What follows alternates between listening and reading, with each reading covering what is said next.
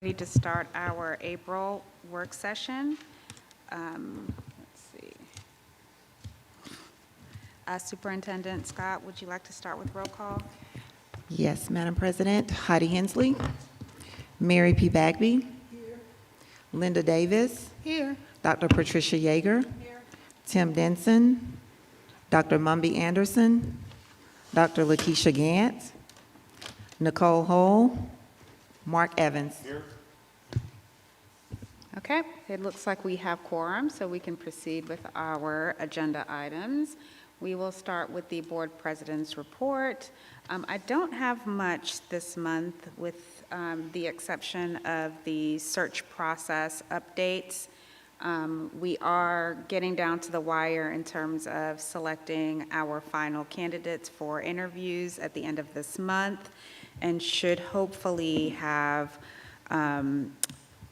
at least the next phase of this process, be able to move on to the next phase of this process, which is interviewing candidates and then sort of selecting our final candidates in early May.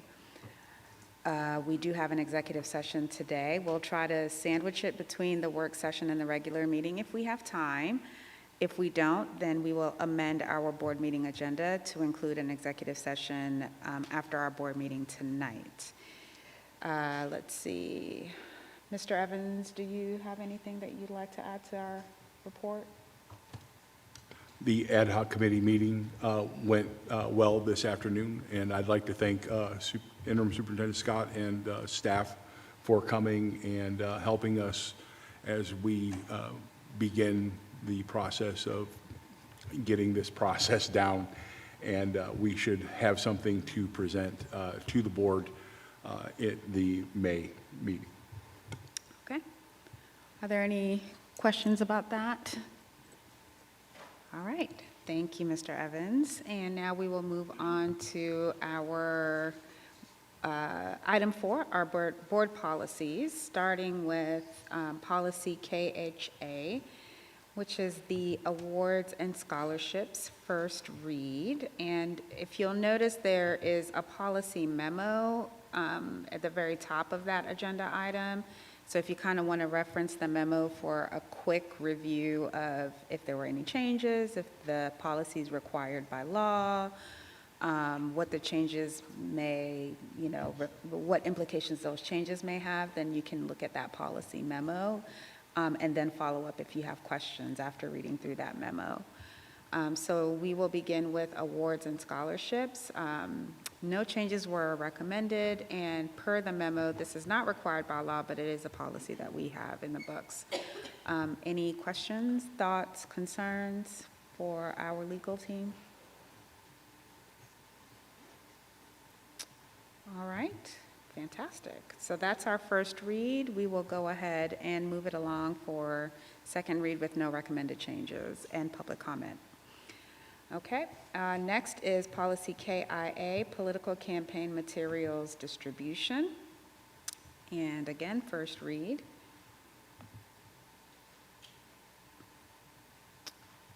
Any questions, thoughts, concerns? Okay, all right, that will move on for second read and public comment.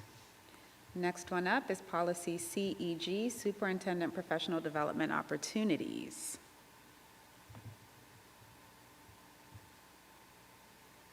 All right. Ms. Davis. Apologize. I believe that's recommended to rescind. Is that right? No, ma'am. That's not the. That's another no change one. Correct.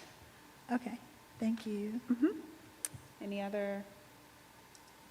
Oh, the next one is rescind. Okay, so again, that is a first read. That will go out to public comment and come back to us for second read.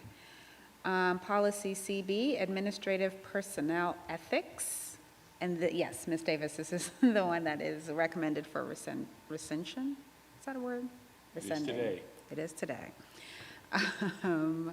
Any questions on that? I think it's just a really clear, straightforward little two-line policy that says this is what we support, and I'm curious as to why I've read the other policy, and it's much more complicated, a lot more verbiage. So is there a real reason that we need to rescind it? Because I don't Dr. see the Scott maybe necessary can speak rescind- to this because we did talk about it at our agenda setting. She kind of outlined an explanation for it, which I thought was pretty clear. Dr. Scott, would you like to? Is that something I didn't see here? Ma'am? Did I miss? Okay, I'm sorry. No, we talked about it at our I see. meeting. Yeah, Thank yeah, you. yeah. So I think she can maybe provide you some clarity. That would be helpful. Thank you. Yes, so we are recommending rescinding it because in GBU, then it has some of that same language, and we are recommending a revision of GBU to add specifically that all staff must abide by the CCSD Code of Ethics, which is what's covered in CG. And GBU is further down in G, so you'll see that language pop back up, yeah. So it's sort of like blending those two policies into one. Yes, Dr. Yeager. I agree, but I think there's mention of this Professional Standards Commission and the Professional Standard Commission Educator Code of Ethics. That is not in GBU at all. So within GBU, then it covers the professional standards portion right there at number 2. And so for any certified staff, because they are governed by Oh, the okay. Georgia Professional Standards Commission, and that's who can sanction them, then they must abide by that. For our classified, which is not governed by the Georgia Professional Standards Commission, they must abide by the Clark County Code of Ethics. But all staff members must abide by that. So just to follow up, thank you for that. CB says all administrative personnel, even if not certified by PSC, shall observe the PSC. And GBU says those that aren't certified don't have to abide by it. Yes, is that so right? that's why we added the CCSD Code of Ethics, because under the recommendation of Attorney Pruitt, then it was, they can't be sanctioned by the Okay. Georgia PSC if they aren't required, or if they aren't issued a certificate through them, but we can sanction them through our Code of Ethics. Okay. And so we needed to make sure that we clearly stated that all employees must abide by our Code of Ethics, which is pretty much a duplicate of the PSCs. And is the Code of Ethics somewhere in a policy, or is it just district The Code of regulation? Ethics is a part of the employee handbook. Okay. Should that be cited in here somewhere about, to tell people where to find the CCSD Code of Ethics? Is it easy to find? It is easy to find, but we can add that language in there. Yeah, I think that would be helpful to know where, if somebody's reading our policies, they might be like, well, where is that? And if they're not an employee, they might not know, so it'd be good to tag it somehow. Okay. Thank you. So Ms. Davis? do we really need to rescind it? All it simply does is give support and background to the handbook and the other things. We did the same thing in the other one for the superintendent's professional development opportunities. It's included in something else too. But I think again, if- policy is the governing piece of it. That's what I'm thinking. I think what I heard is that Mr. Pruitt thinks that putting employees who are not certified by PSC under PSC isn't really a good idea, and that's what Well, CB yeah, I mean, does. my only comment was just that the Educator Code of Ethics is enforced by the Professional Standards Commission, which is only for certified employees, so, and I don't know if the individual parts of it would make sense for non-educators or not. I was just looking in the personnel handbook. I see that actually that says the Code of Ethics for educators is in the back, but is there a separate Code of Ethics?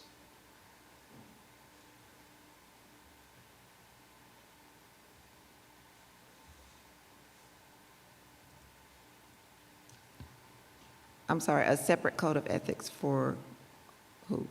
Yeah, I thought I understood y'all to be saying there's two codes of ethics. There's the PSC one, but then there's another one that everybody has to follow.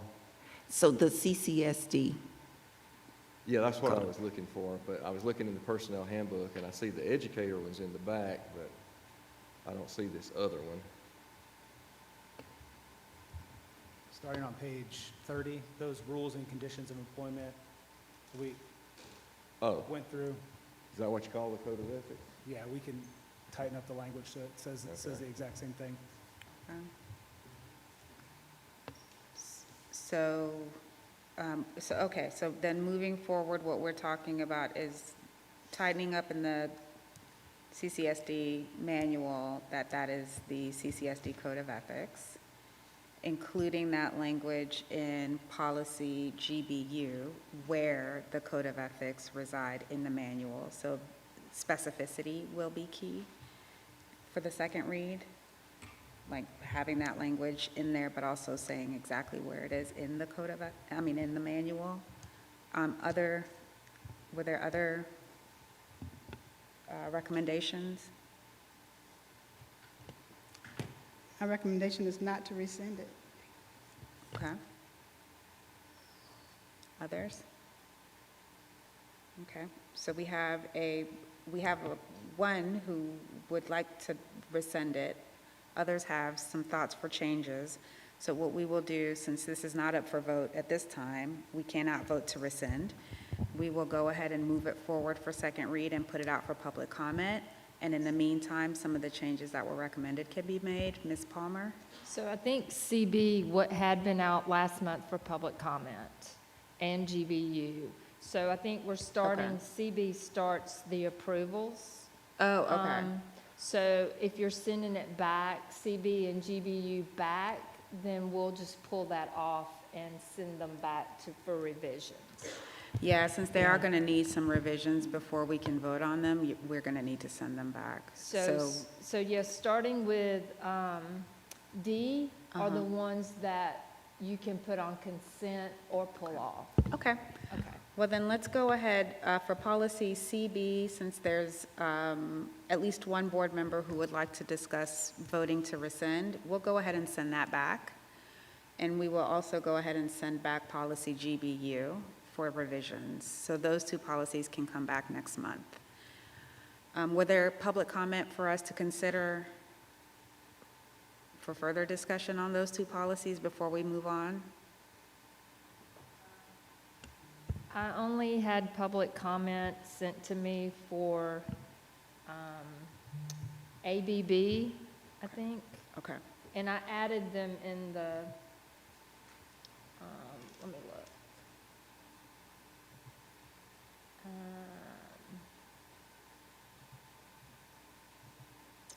Let's see.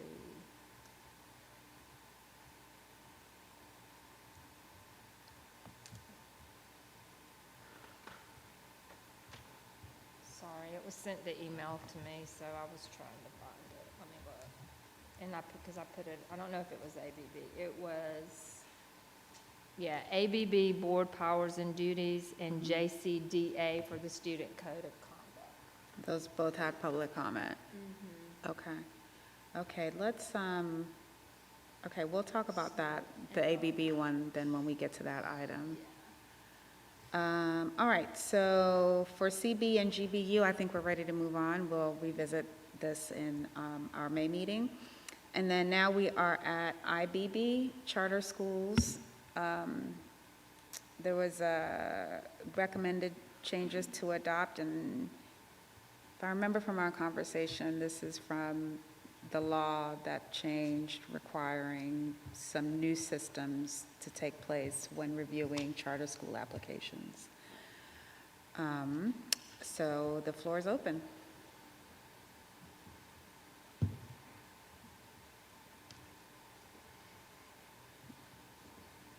Nope. No. Oh, can you Ms. not see my Ms. light? Davis, sorry about that. Ms. Davis?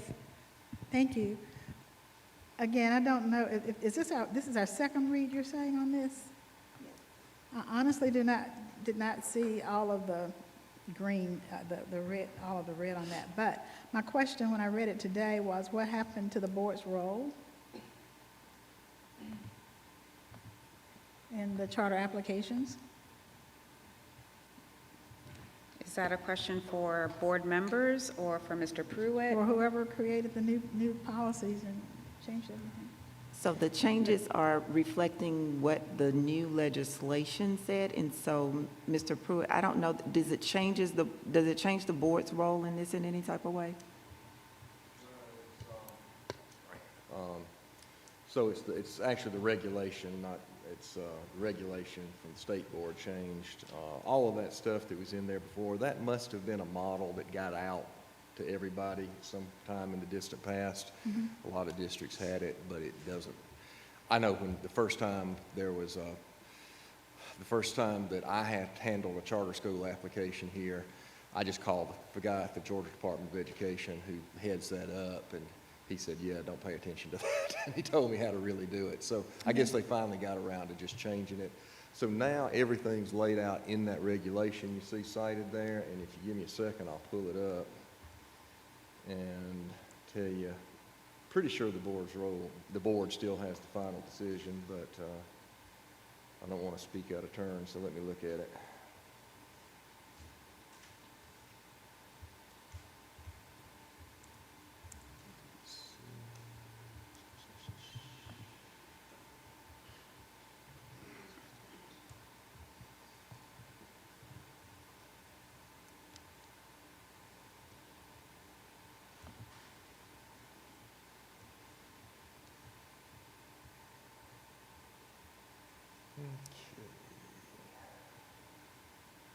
All right, subsection D is petitions to local boards.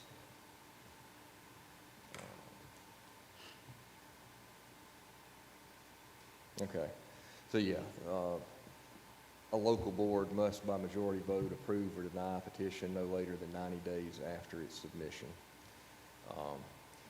And the other thing about this, it's coming back to me now, is GSBA put out a model policy, but it had some parts of what's in the state reg, it left out other parts, it was very confusing and misleading.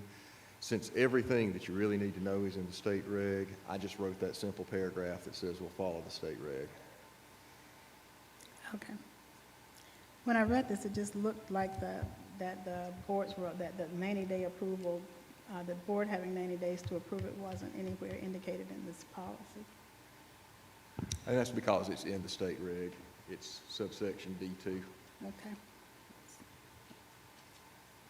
So the charter schools petition process, that Rule 160-4905 is what you're referring to? That's right, that's the the state reg. process. Oh, that's the state reg, okay. Can we maybe add a sentence that mentions the board approval or something? Maybe.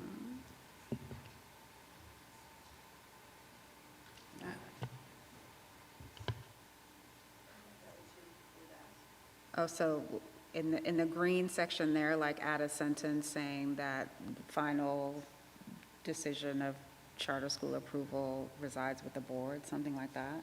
That would be excellent. Again, it keeps us in our governing role and not down in the weeds doing the operational things, but the huge amount of information, good or bad, you know, it just left me with a strange feeling. Okay. And I couldn't find where the board had a role in it. Okay. All right, so, Ms. Palmer, that recommendation is there to add that sentence at the end of that policy. Okay, other thoughts? Okay, seeing none, we will, I guess that's gonna have to come back for a third read. All right, so that will come back for a third read in May. Now we are at ABB, Board Powers and Duties, and there was some public comment here. Ms. Palmer? Okay. It's under supporting documents. Under supporting documents. It's the anonymous email.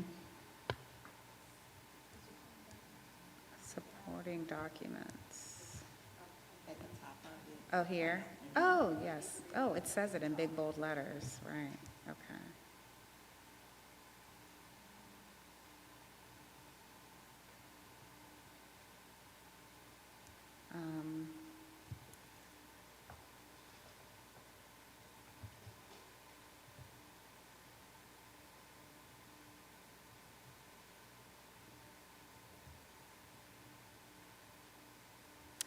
I'm not sure I understand the comment.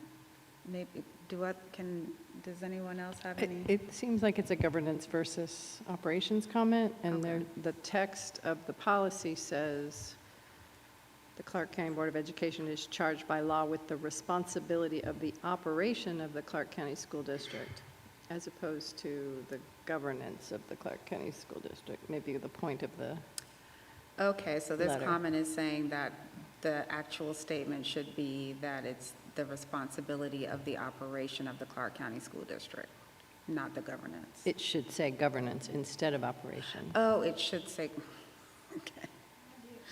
I think that's what the email said. I mean, I think Okay. that's my interpretation of what Okay. they meant. Okay.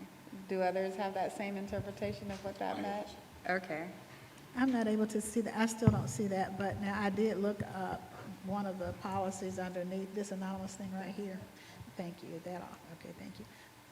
Yeah, when we look at some of the, I haven't looked at this in a couple of weeks, but down at the bottom, when we look at some of the references and we look at the duties and powers of the board, I think I looked at some of the references for that. And again, it vaguely says things like that, speak about operations, but we understand that not to be the day-to-day operations, but again, how the district is configured and those kinds of decisions around charter systems versus whatever. I think that somehow got woven into my thoughts around part of our powers and duties. So we definitely have some say-so about building new, like we had to approve the Career Academy, I'll use that as an example. We had to approve right from the start, we had to approve the Early Learning Center. Those are operational things, but at a governance level, we're defining the district. And so, yeah, that was a bit of confusion for me. Okay. Dr. Yeager? The second sentence of this policy talks about providing adequate school facilities and personnel, da, da, da, da, da. So what you just said, I think. So I don't think it would harm this policy to change that word operation to governance. Okay. Other thoughts? Okay. All right, so, were all these discussed in the March meeting? Were these discussed in the March meeting? Okay. Okay, so the recommendation now is to have a third read, changing the word operation to governance. So we will revisit this policy in May. Are there any other thoughts about this policy so we don't have a fourth read? Dr. Gant? I'm wondering, and this is probably a more procedural thing, but because we're just changing that one word, and I know it's substantial, it's different than operational, so the answer may be no, but I'm just wondering, do we have to push it back for a fourth read, or? That's a good question. I think it has to go for public comment, no? Or is it such a minor change that it doesn't need to? I mean, all of this public comment stuff is internal to y'all anyway. It's not legally required. But even on things that are legally required, like public hearings for zoning matters, there's no requirement that it get put back to the next month if there's some change. Okay. The whole point is to get input, and the board can respond to that input or not, but you don't have to wait again. Okay. Well, now with that new information, do we want to just go ahead and ask that word be changed, and then we go ahead and put it on the board agenda for this afternoon for discussion and vote? So if that's the case, then can we do the same thing with CB and GBU, since those were matters of tweaks, or no? No? Okay, all right. I think Dr. Gant was first, and then Dr. Gant. Oh, I was just going to speak to the one that we were talking about at the time, but yeah, generally would not, but because it seems like we're changing it to something that's not like, it's a substantial, like the difference between the terms, but it also aligns literally, with our role, so it wouldn't seem that it would be an issue. Ms. Davis? Yeah, I'm still struggling with operation of a school district versus day-to-day operations within the district, right? So again, I'm not sure globally what operation, if that would include governance or if it's the other way around. So that's my concern. Operation is just one of those words that until you give it something else to modify it, we operate under the terms of the law which created the Clark County School District. That's not operations, the verb, where you're actually physically doing the work, right? This is the noun that says this is an operation, an institution. And so that's my only concern. I don't think that there necessarily needs to be a change. We just need to be clear in our mind what we're talking about. Okay. So, I don't know, 5 members were okay with changing the word governance after some brief discussion. Now, there's a member who is okay with not changing the word governance. I would recommend that we change the word to governance and then have a vote. Do others feel the same, or are we? I feel the same. Okay. Okay. So we'll just let the vote decide whether or not that changes. If it's a nay, then it goes back, and we can talk about keeping the word operations. Okay, we are, I think, okay, AA, policy AA, okay. School district legal status. Are there any questions, thoughts, concerns?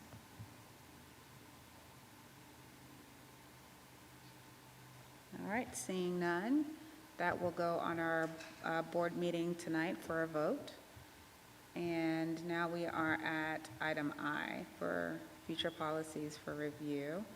And just for those who came in after we had the president's report, we are going to have a conversation next month around the policy on renaming buildings and rooms. The policy committee met, this ad hoc policy committee met this afternoon, and so they'll bring forward some recommendations for next month.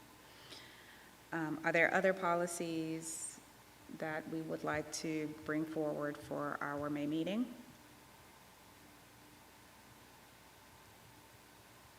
Dr. Gant? Just quick clarification. The policies, and this may have been in the most recent board update, but the policy that we talked about during the retreat, that's coming at some other point, like about the, Leave bank? yes. Do we have an update, Dr. Scott, on when we expect to have a conversation about that? So I guess the question becomes of if there is interest in moving forward with a sick leave bank. Within the retreat, we kind of talked about an alternative to that being the long-term disability. And so I guess the question would be if the board is asking us to move forward with a sick leave bank instead. Versus long-term disability. Okay, thanks. For some reason, I was thinking that it had implications, whichever way we went, it would have implications for policy, based on what I recall, but maybe not. So I can go back and take a look. I know I know I had an existing question, but I just wasn't sure when it would circulate, but I can go back and sort of figure out the link between the policy that I thought may have been there. And I guess that does kind of raise the question, if from the retreat, the discussion was around the revisions of long-term disability, right? Does that then require that it be implemented as a policy, or is that just something that a HR would add to their benefits package? Okay. So I guess that kind of maybe is answering what your question is it going to be a board discussion? Does that change any board members' thoughts or opinions about the conversation that we had at the retreat? Okay. Okay. All right. Okay. I'm sorry, for clarification, policy AA, what did you guys decide? No changes. So you're voting, it can go on consent? It can go on consent, yes. Okay. And that's the only one we have, correct? That's what I have, that's the only policy consent. moving forward? Yeah. Other than ABB, which we're changing the word to governance? And then that's not going to go on consent. It's not going to go, but it's you're just still- going to vote on it? Exactly, Okay, just want to yes. make sure. Thank you. Thanks, Ms. Palmer. Okay, so any other future policy discussions? We do Dr. have Scott, some are future there- policies. Oh, So the yes. future policies for May would be school holidays, so AEAB, Okay. and ECH, authorized uses of equipment and supplies. And we'll also bring back the FDC with those edits that the committee recommended earlier today. FDC is the building renaming thing. Okay. And that'll be for the May meeting, not this meeting. For May. Okay, Okay. School holiday, okay. Those all sound. Any others that individual board members would like the district to consider reviewing? Okay. All right. Okay, seeing none, we will move on to Dr. Gant. Yeah, it was just for clarity. Not necessarily policy, but I will follow back up with questions. I think there was a question at our retreat about the long-term disability option, and just sort of more information, like example policies.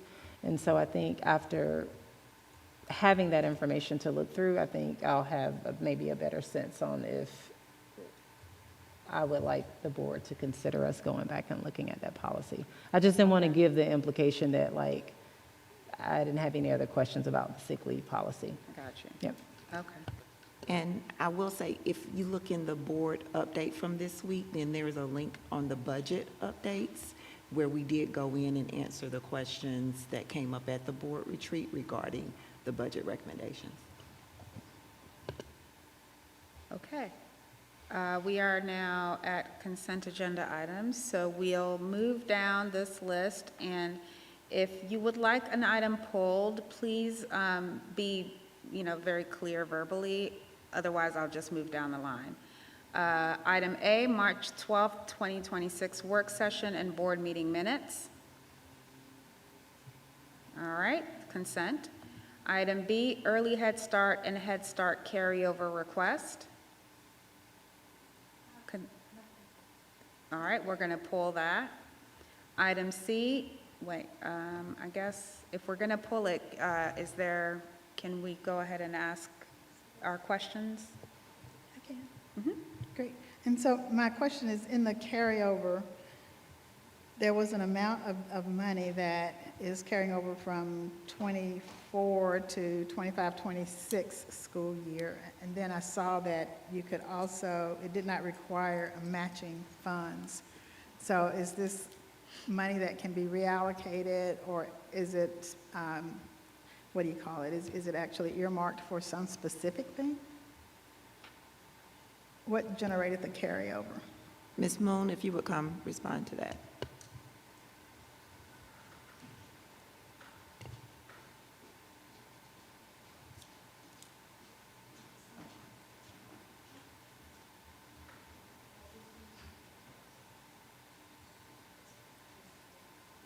Yes, you can use that one. If it, Test. yeah, there you go. Okay, I'll just hold it. So the funding is left over from one of our previous years. Our grant is funded on a 5-year funding cycle. Any funds that are remaining from a previous funding cycle, we are allowed to use to complete objectives from the grant. I get that, and so I noticed that it has to be spent by 2026, 25, 26, or is it just rolling into 25, 26, and if we don't spend that amount, it can roll over again? So we are in year 3 of our 5-year funding cycle. I'm good, Okay. thank you. Okay. So if that answers the question that you had, Ms. Davis, is it okay to put it back on the consent agenda, or did you still want to? Okay. All right, so that's consent. Item C, playground equipment for Gaines Elementary. Okay, consent. Item D, Whit Davis playground equipment. Consent. I have a question. Mr. Evans, I'm leaving you. Yes, Ms. Davis? I didn't see because they're both right there together, and I read them one after the other, I was not able to discern. It seemed like there was a greater expense on that Whit Davis equipment than it was on and I saw no cost on the playground equipment for Gaines Elementary. Did I just miss that in this document? And I had it looked like 2 RFPs, but neither one was filled out. There was no response there. Yeah, on the Whit Davis Playground, that includes demolition of the existing structure, and it has a pour-in-place surface in addition to the playground, so that's why it's more expensive for that one item for Whit Davis. We're replacing an old wood playground. I Right. think that was donated by Athens Clarke County back in the day. So Sounds this like is a gift. Yeah, so this is getting us up to speed there. So what's a pour and play? That's the rubberized surface. You know, you walk on it and it kind of cushions and bounces. So in our pre-K playgrounds, we put that down instead of using mulch.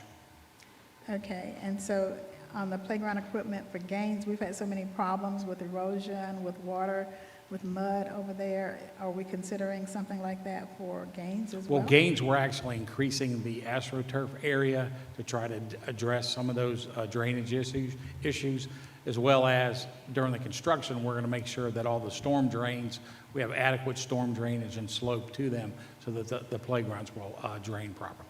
So is there a cost for the playground equipment for Gaines? I saw a picture, but I didn't see any cost. Yeah, there's two, in the recommendation, the actual playground is $73,959, and then the artificial turf is an additional $56,375.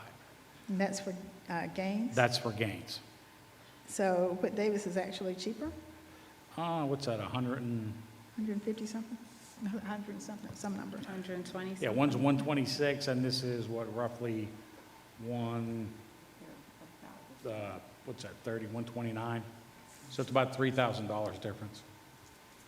And they're both elementary schools, so again, I recognize that we're tearing down and putting in this new one for Whit Davis.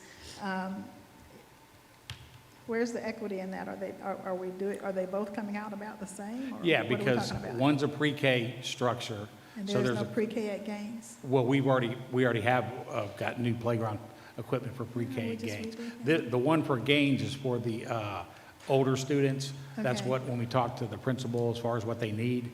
so that's what we're providing there. Thank you so much, I appreciate that. Yep. Dr. Yeager? Yeah, I was just going to ask, I know in the past we've provided special equipment for kids with different physical abilities, and I didn't see anything like that mentioned on either of these. Is there a plan to? Yes, adaptive ed at Gaines has already been accounted for. There was a new playgrounds I think you guys approved last year for Gaines, and then we don't have any adaptive ed students at Whit Davis. And again, we're replacing a pre-K playground, kind of like for like at Whit Davis. Typically, we'll meet with the principal and their admin team to go over their needs for specifically what they need, and then that's kind of the recommendations we bring back to you guys to put in, so. Okay. Other questions or thoughts? Okay. Do we want to pull those items or keep them on consent? Okay, I hear consent.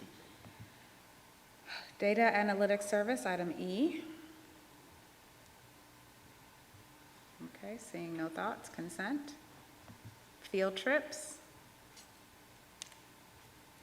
Seeing no thoughts. Consent?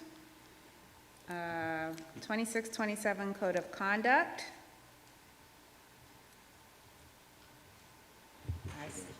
Mr. Denson?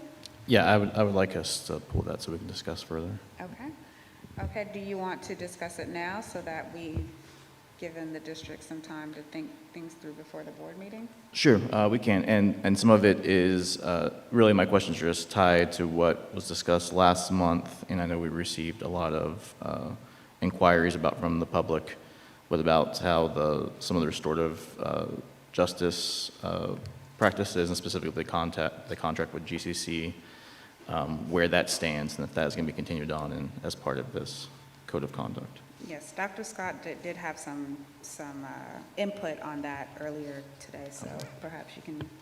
Well, I just wanted to clarify that when we start talking about a contract with GCC, that's not connected to our code of conduct. Our code of conduct illustrates that we use restorative practices as a part of our continuum to support students, and so any conversations around the GCC contract is specific to the budget. And so I just don't want us to get in the weeds of the code of conduct related to that contract and hold that up related to concerns around that.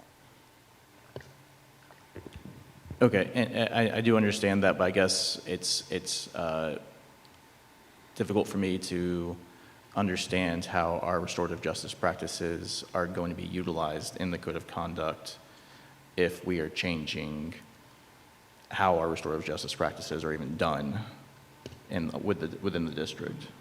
So I will say that the work that GCC does is not to do our restorative Right, yeah, practices for us, but it's to train our staff so that they are prepared to provide restorative practices within the school, and it does become embedded as a part of the culture of the school.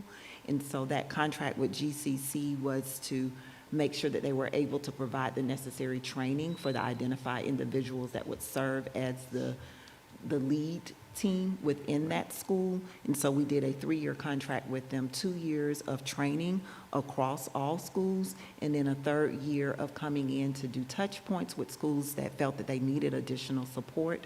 But within that time, then ensuring that our staff members at the district level who support behavior are also getting training so that they are also another point of contact to support schools and provide any additional PL that's needed as new staff comes in, because we now have a staff member on board who is trained in restorative practices. And so we're simply living out the life of the contract that you all approved, in that the 3rd year would be more of touch points for schools that needed some additional support, and also going in to help refine some of the practices that were already in place.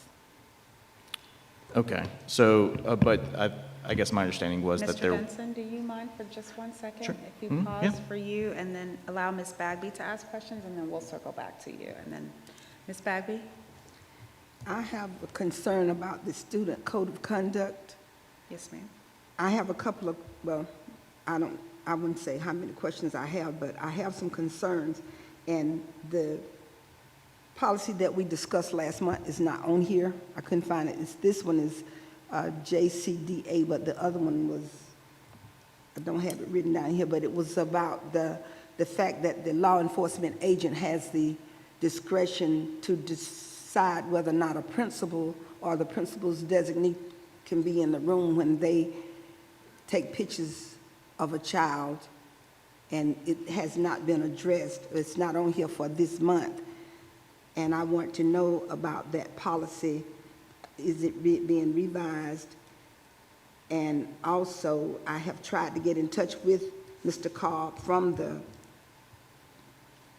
center over there on Oglethorpe. I have not been able to get in touch with him because I have some concerns about the people that's making these laws. Who are these people? Stakeholders. That's the word. Who are these stakeholders that's making all these decisions that seems to be taking the rights of the parents and the children away? That's what I want to know, who are these stakeholders? Can y'all give me some clarification on who the stakeholders are? Who's making these rules that seems to be infringing on the rights of the parents and the children when they can go in at their discretion. That word discretion needs to be taken out. Even though it's not here tonight, I feel the need to discuss it, because when you say has the discretion, it opens the door for discrimination, as I know of an exact case where a child was harassed by a white child, and then when the black child defended himself, that was the one that was punished, because discretion, that word discretion was used. And so we need to take that word discretion out. No one should have the discretion. If we have a law, if we say level 3 a level 3 infraction take place at a school, the principal or no one else should have the right to decide that person is not going to be punished depending on their race or where they live or who is in charge. The rules should be in place. The laws should be the law, and the rules should be the rule. If a level 3 has been put in force by a student, that student should be punished according to what the rule and the student code of conduct say the punishment is for that. Discretion needs to be taken out. It's time to stop using that word discretion to hurt and infringe on other people's rights. It's not on here. Can somebody help me out with that? Yes. So Mr. Cobb, is Mr. Cobb in the building? So, Ms. Bagby, the policy you're referencing is policy LDAJA, and so we did take your recommendations of us reviewing that portion of it. That's the second portion of it that talks about the role that DFACS plays in the interview and interrogation.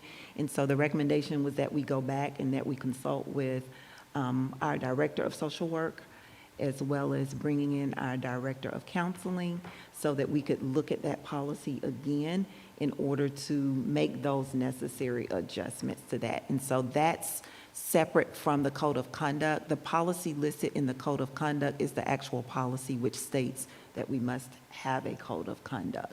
And so that's why that's not listed there. But we will bring it back to you in May to review the revisions that we made based off of the feedback we received last month. Thank you. Can I just Dr. comment? Yeager? Yeah, so I just Googled or searched for the word discretion in the code of conduct, and it is mentioned 6 times, and where the administrator has authority and discretion to do blah, blah, blah, blah, blah. So I don't know if the comment about the policy actually addressed Ms. Bagby's question. Okay. I think that word discretion, Ms. Bagby is referring to is in the policy LDAJA that was discussed in the March meeting. I don't think she's referring to the word discretion in the student code of conduct. But I could be wrong. Ms. Bagby may be. The word discretion opens the door for discrimination. I want it out. The law should be the law. The rules should be the rules. Of this. It opens the door for discrimination. I've seen it play out in this city, at the school. Okay. I've seen it play out in other places. Okay. I don't want that word. I don't want discrimination. If it's a level 3, a level 2, a level 1, whatever, I don't want this child sent over to Mr. Cobb's place over there on Oglethorpe because he's black, and then this child is not sent because he's white and his mom and daddy had a fight last night. Okay. I want the rules to be the rules. It's time for this disproportionate punishment. It's time for this stuff to stop. The law should be the law. The rules should be the rules. There should be no room for discretion.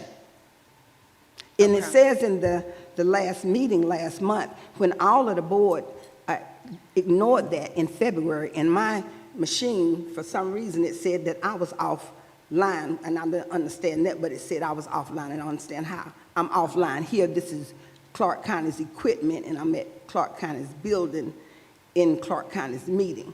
However, no one up here acknowledged that rule in February, and I couldn't acknowledge it because my machine was offline, but I mentioned it last month. Okay. There's no room for it, discretion. Okay. got it. Okay.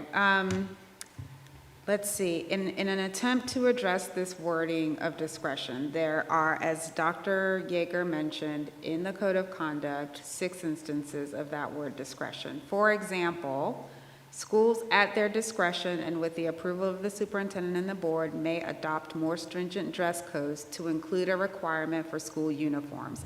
That's just one instance of the word discretion. So for clarity, Ms. Bagby, is this what you are referring to?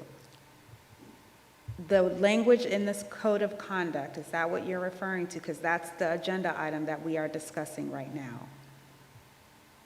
Discretion, when it has to do with implementing punishments, should be taken out of the student code of conduct. Okay. And anything else, any policy that has to do with punishment. Discretion should be taken out. The rule should be the rule, and the law should be the law. Okay. No in between, no discretion, just discretion opens the door for discrimination. Okay, so that there's a member of the board who would like for us to review the word discretion in the student code of conduct. Again, it is mentioned 6 times. Do we want to expedite this conversation, pull those 6 instances of the word discretion for board discussion, for possible editing? This has to be a board decision, not an individual decision. So I need for other people to speak up and decide if this is what we're going to do.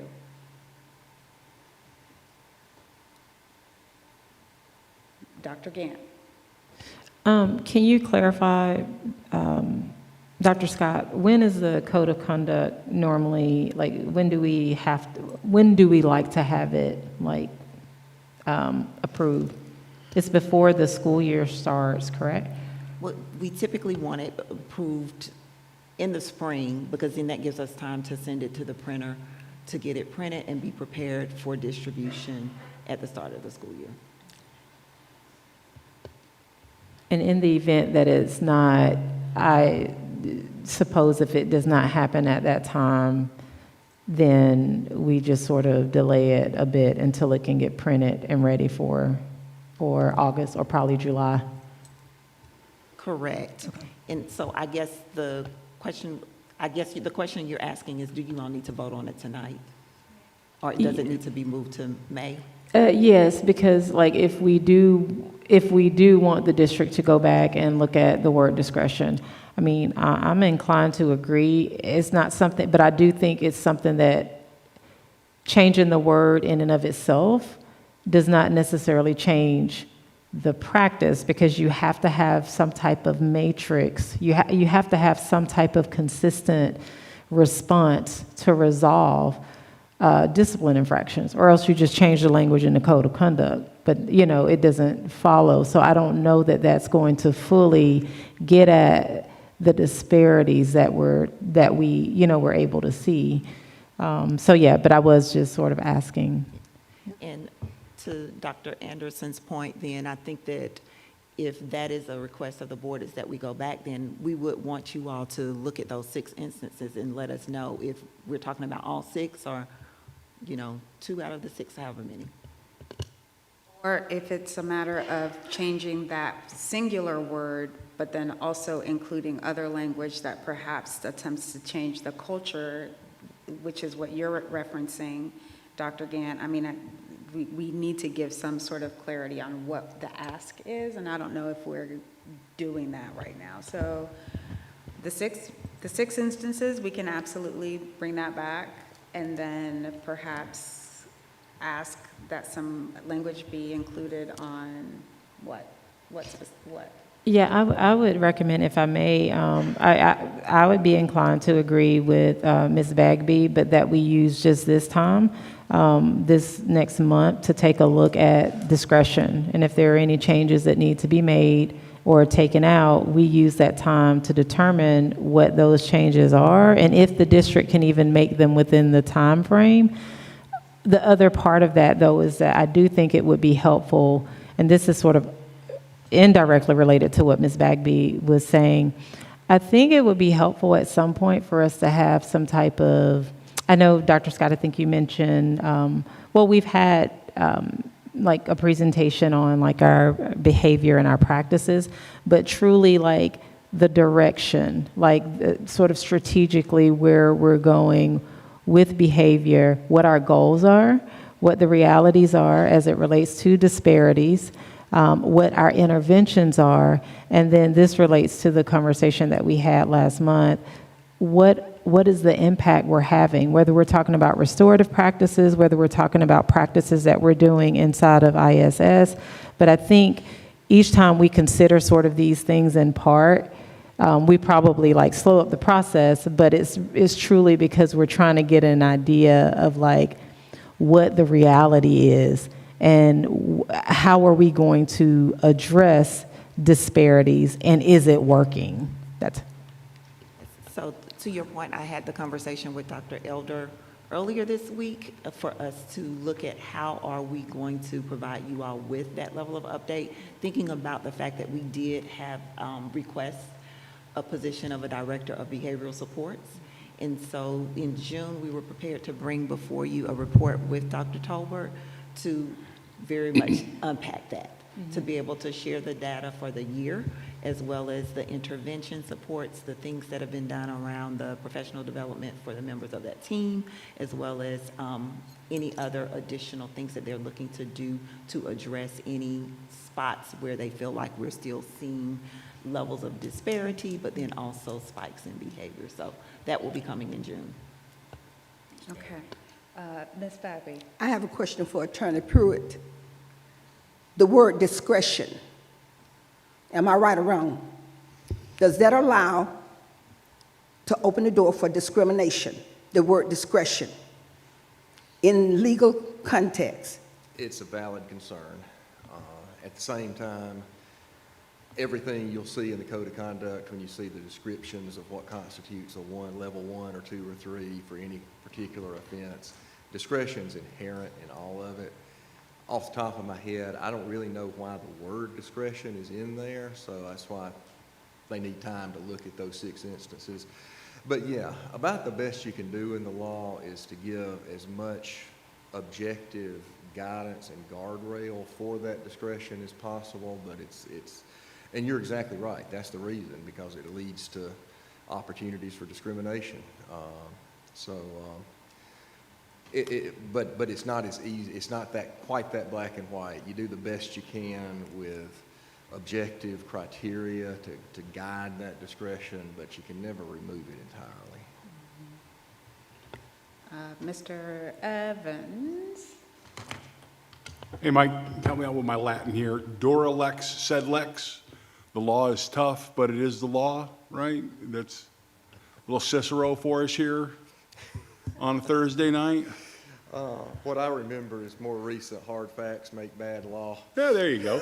I think that Ms. Baby has a very, very salient point. However, if we don't have the word discretion in there, we don't allow our principals to deal with the human being in front of them. We're not talking about widgets, we're not talking about machines, we're talking about kids.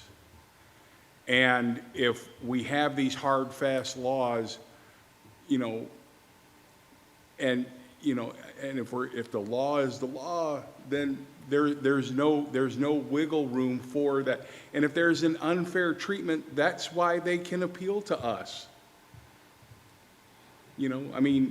In the times that we've all been here, we've all had things come across and we're like, what? Why did that happen? How did we get here?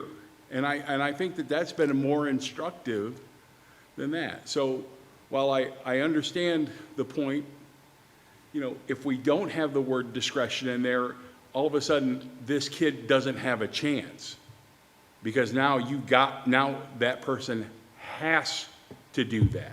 Because it happened at a school last year. Please, I have the floor, Ms. Bagby. Yeah. Thank you. And we are taking away something from a principal to be able to maybe find a way through our restorative justice practices to keep that child out of whatever punitive system is in place. Thank you. So, Mr. Denson, yes. Okay, thank you. And I guess just to come back with my concerns on, because yeah, I understand that the contract is not complete, but my concerns are broader than the contract. My concerns are that my understanding is that we do not have restorative justice programs in every one of our schools. We have some schools that do not have the restorative justice leadership teams in place. Yet, it is part of our code of conduct for the entire district.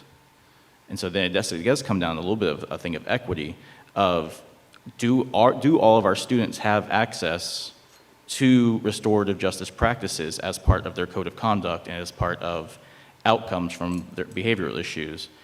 And if I'm wrong, please correct me. This is questions that I did bring up last month, but I don't think they got addressed. And if those inequities are existing and we don't have those practices available in every single school, then that again shows why I think it's very important that we do continue funding the implementation of restorative practices throughout the entire district, so we do ensure that it's there in every single school. And that's why I'm concerned still about passing this code of conduct as it is without having those clear answers on where our restorative justice training is and the funding for said training. Okay, well, it doesn't look like we're going to be passing this code of conduct this month anyway. So I think some of those questions, particularly because we are going to be talking about the budget,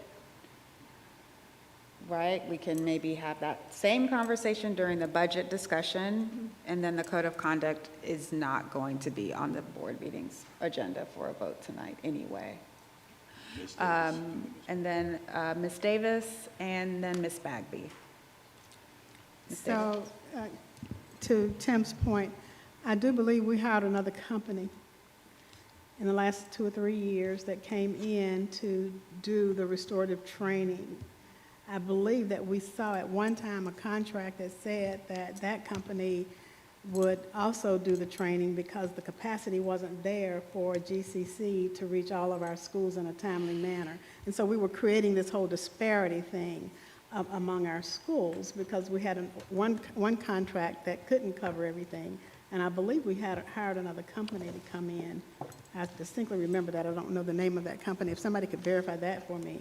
But that was a contract to come to every single school, introduce the restorative practices, and then I think there was still a contract with GCC that came back even after we hired somebody to cover the entire school. What I don't have to help me make a decision about any of this is, one, did that company show up? Did they execute? Did we get the restorative training in all of the schools so that everybody has an equal opportunity at doing this? Or did we divide it up into middle school, high school, or something? What's the outcome of that contract? And is that company still in our schools doing restorative practices? So I would love to have some finality around this whole story of restorative training. And is this something that we literally can turn over to our administrative staff? And I've gotten emails begging me to say, okay, what more can teachers do? Are we now voting to pay somebody to be here full-time in case there's an incident and they need to intervene? So how do we want this to look and operate in our district? I thought that picture was very clear when we renewed that contract with GCC the last time, that along with them, there was another company, and I wish I could remember the name of it, that came in and they also did this. Now, again, did it work? I don't know, but we need to get that information to even have a conversation about continuing this. So I'll try to summarize it, but I'll call on Ms. Barbazan to provide any additional information that I don't provide. But that was the contract with IIRP, I believe it was, several years ago. I don't know the exact dates, but it was around 2020, 2021. That was a company that their training was primarily online. They didn't provide the in-person support. What Ms. Barbazan recognized when she got into the space, that there were a lot of schools that had not implemented around that work from the training that they got through there, which is why she requested that the board approve a 3-year contract with GCC to cover those gaps. As it stands, all schools have sent teams to that training with GCC. So every school has a team.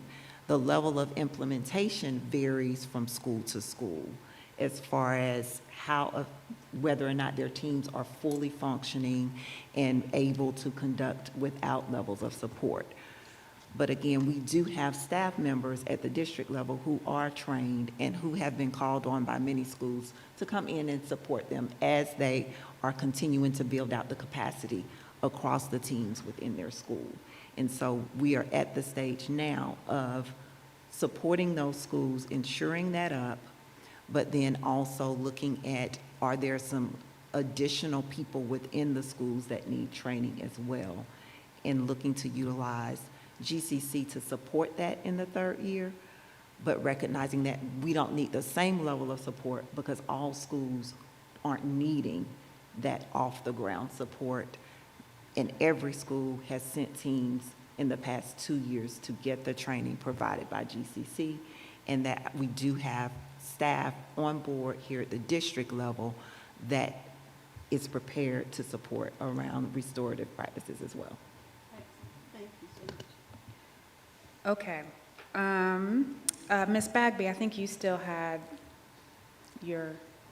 I'm not going to belabor the point. I'm going to say that black children, Negro children, are disproportionately punished, and they get away with it because you are not allowed to keep records. You're not to find out if your child did something to my child. I'm not allowed to find out what punishment was distributed to that child. So until we have complete transparency, the word discretion needs to be taken out. The law should be the law, and the rule should be the rule. And anyone up here, you might want to watch Blood Done Sign My Name and the 24th. Those are true stories of continued oppression, discrimination, murder, and a whole lot of other things that happen to us black people. So we need to be just, morally just, judicially just, but we're not. And to continue to use that word discretion is to continue to send our children from the school to the prisons. Dr. Gant? I was just going to add sort of to the conversation that sort of emphasize, I think it would be helpful for us to go back and look at those instances. And I wonder, and Dr. Scott, I know you had mentioned like us getting a report in June. I think you said June.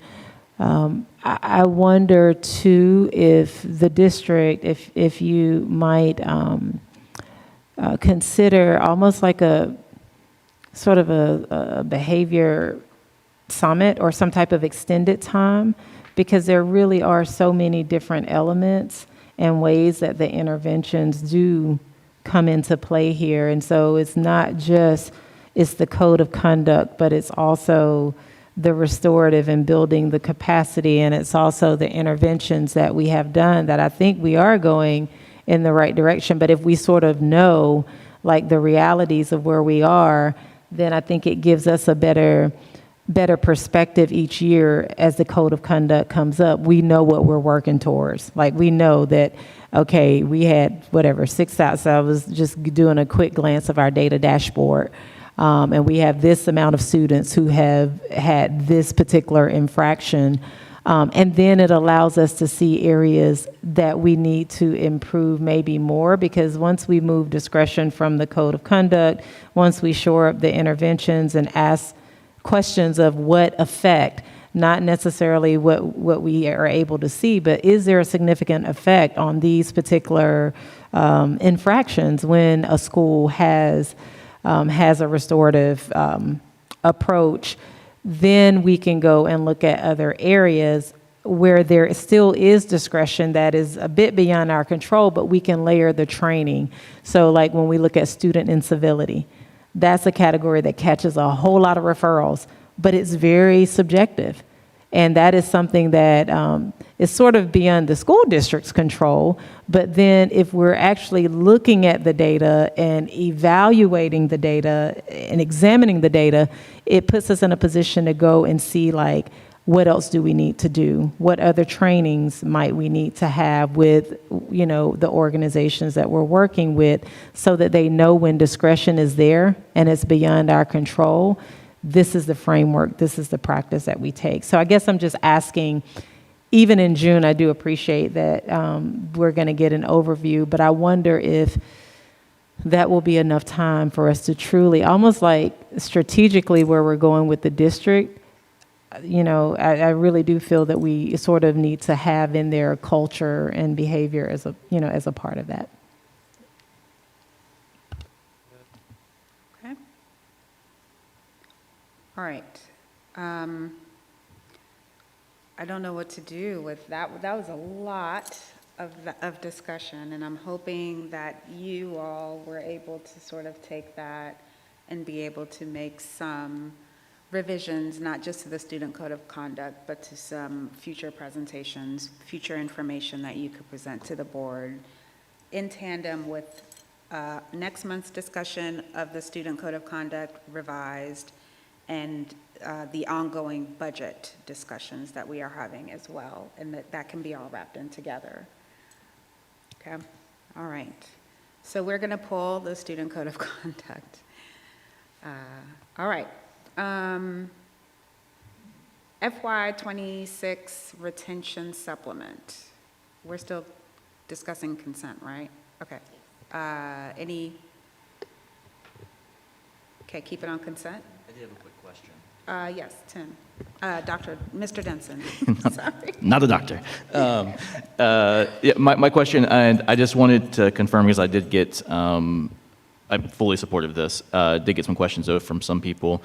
Is the plan for this still to be distributed next week during spring break? Okay, so it will be. Okay, I just wanted to make sure it was still, so thank you. Okay. Other questions? Ms. Davis? I'm sorry to ask us to go back, but I literally did not see all of this information on ABB. Is that it? On the data analytics service. Is there someone here that can answer some questions about this? Because when I go to our data dashboard now, I see a lot of the same data. So I'm just trying to understand, are we just changing the platform for it, or is anything else changing on it? Dr. Elder? So the data platform that we have that is a public platform, data analytics will look very much the same, although it's a different platform. What data analytic allows us to do is to go down to the student level, so it has permission-based models, so that if a teacher needs to dig all the way down, where right now we can only see the school level, this will give us the ability to go to class level and even student level, so that we can pull up a student as his or her own dashboard, showing all of the different data points for one single student. It's a much more powerful tool where we're integrating all of our data platforms into one.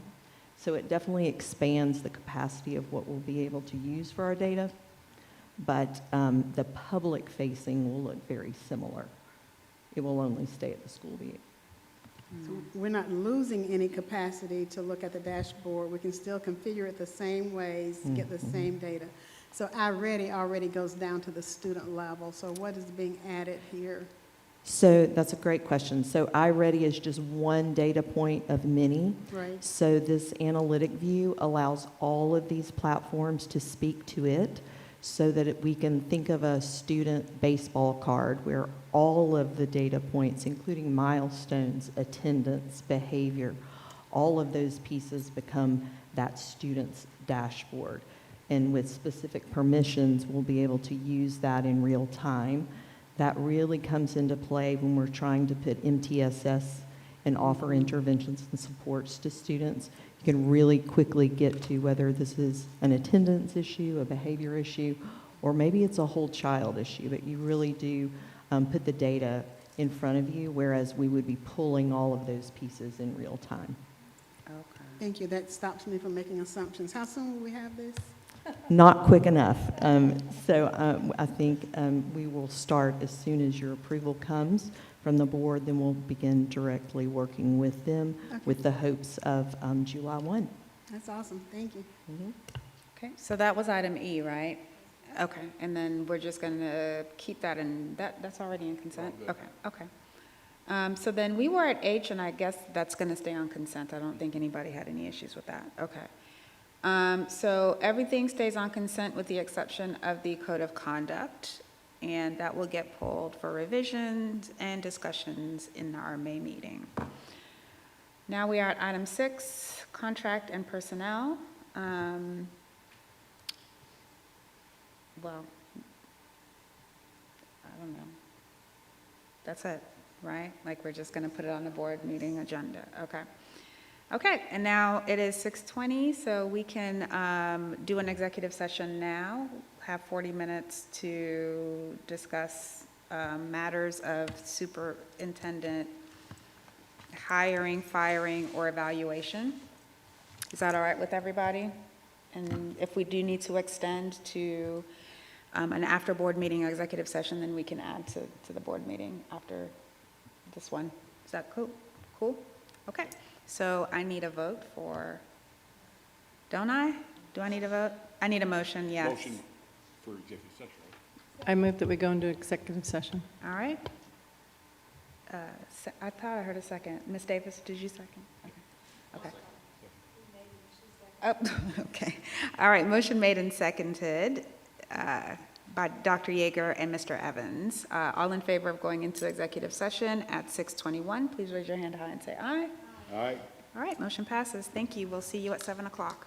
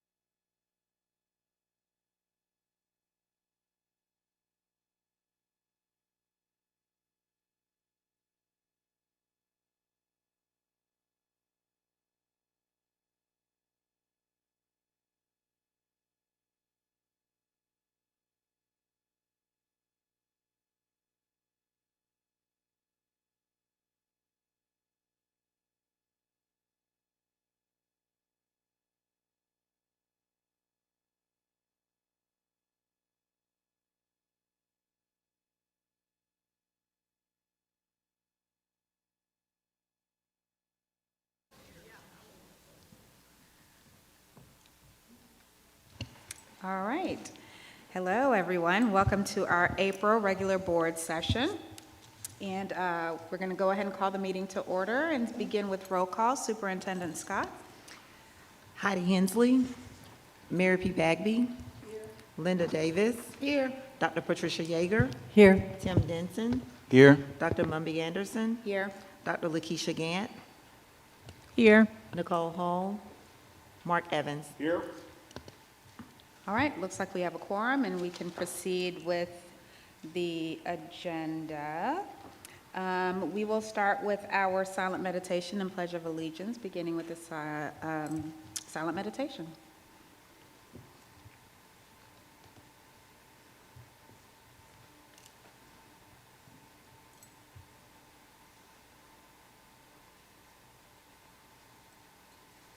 And we can now stand for the Pledge of Allegiance. I pledge allegiance To the flag of the United States of America and to the republic for which it stands, one nation, under God, indivisible, with liberty and justice for all.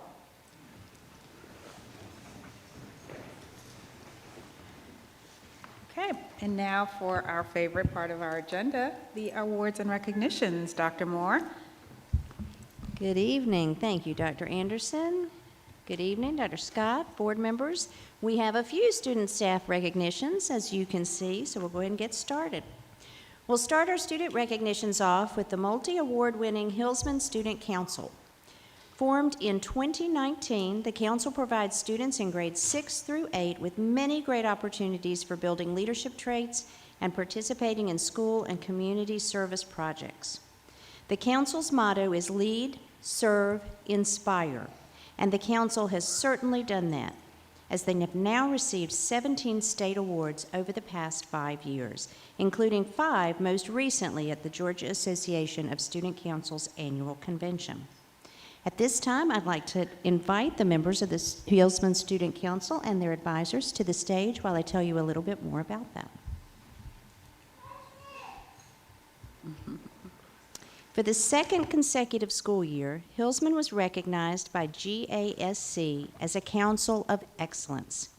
This award is given to middle and high school student councils that demonstrate integrity in their work throughout the year and commitment to serving their fellow students, school community, and the community at large. The Hillsman Council also received state awards for 4 service projects they worked on, including the Outstanding Leadership Project Award for the Pollinator Garden they started on the Hillsman campus, and their work on the Great Southeast Pollinator Census Research Project in 2025, the Outstanding Leadership Development Award for their Student Leader Workshop with students at Whit Davis Elementary School, the Outstanding Community Relations Project Award for their involvement in the Barnett Shoals Elementary School Fall Festival, and the Outstanding Recognition Project Award for the planning and execution of their own Student Council Awards banquet. Additionally, 8 council members graduated from the GASC Junior State Certification Leadership Program, which included online classes and the completion of a capstone project. Those members were, and as I call your name, if you are up there, just step forward so we can see who you are. Aurelia DeWald, Emerson de Dufour, Jay Patel, John Ashley Reese, Jolie Garrett, Kylie Pearson, Michael Jacob, and Ryan Watkins. Watkins, Reese, de Dufour, and Garrett were also selected to present their projects at the state convention. And 6th grade member Kyle DeMont gave a speech at the convention titled Rock the State, Lead the Age of Environmental Leadership. The council is under the supervision of lead faculty advisor and previous state middle school student council advisor of the year, Barbara Gartek. Other faculty advisors include fellow Hillsman teachers Venice Walker, Tashani Mungan, and Rodrigo Valadez. Please join me in congratulating the Hillsman Student Council.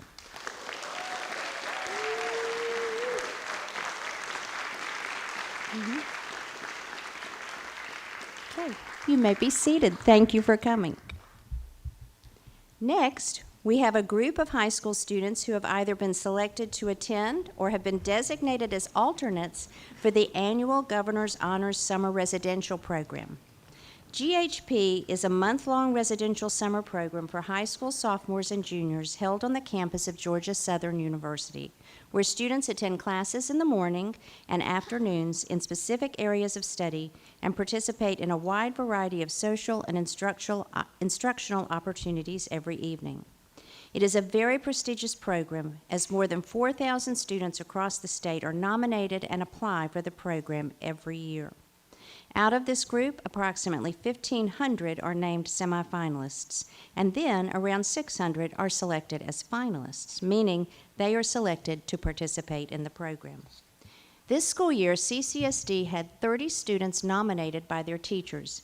22 advanced to the semifinal round for consideration, and 11 have been named finalists and are selected to attend the program, while 2 more have been named alternates. This is truly exceptional, as it is the most we have had in the past several years from the research we've done. Congratulations to the following students who will attend GHP for their areas of study. As I call your name, if you're with us this evening, please come to the stage. From Clark Central, Scarlett Alston, Visual Arts. Leah D'Angelo, Communicative Arts. Luca Fleener, Communicative Arts. Jovi Grantham, Dance. Kate Hinger, Agricultural, Research, Biotechnology, and Science. Samuel Lorenzini, Science, Biology, and Environmental Science. Simon Scott, Music, Percussion. Tess van Wachtendonk, Visual Arts, and designated as an alternate from Clark Central, Katiel Bayogo Zeltner, Visual Arts. And now our finalists from Cedar Shoals: Spencer Broom, Math. Braylon Greer, Music for Brass and Tuba. Sebastian Marato, Computer Science. And alternate Kenya Gonzalez Chavez, Social Studies. Let's give a big round of applause for these thriving students.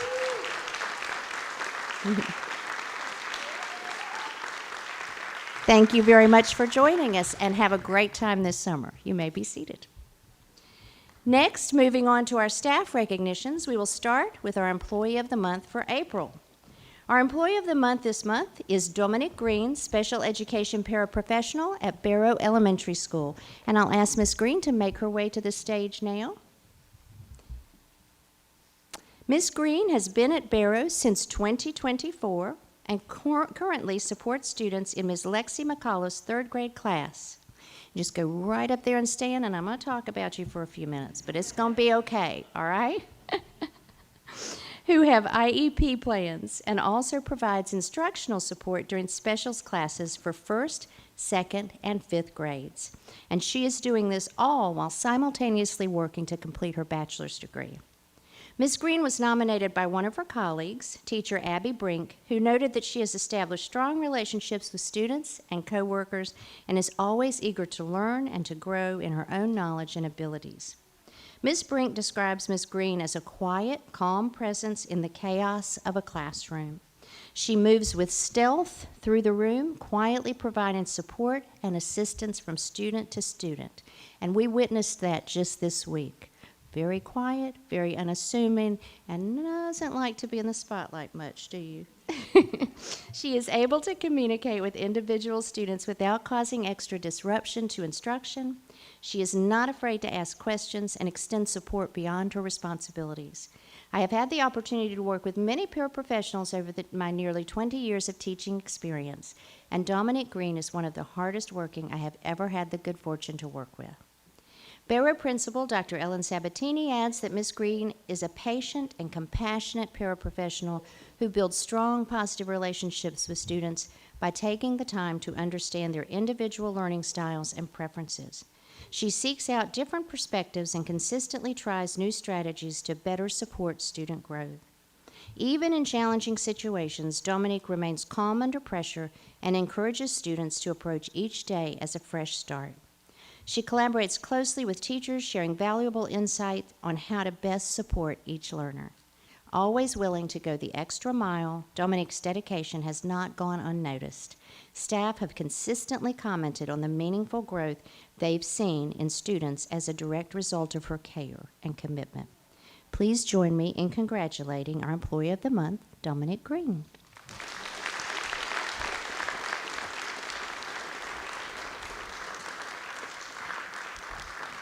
We'll get a picture of you, and then I'm going to invite Dr. Sabatini and any friends, families, or colleagues that you have here that you'd like to come up.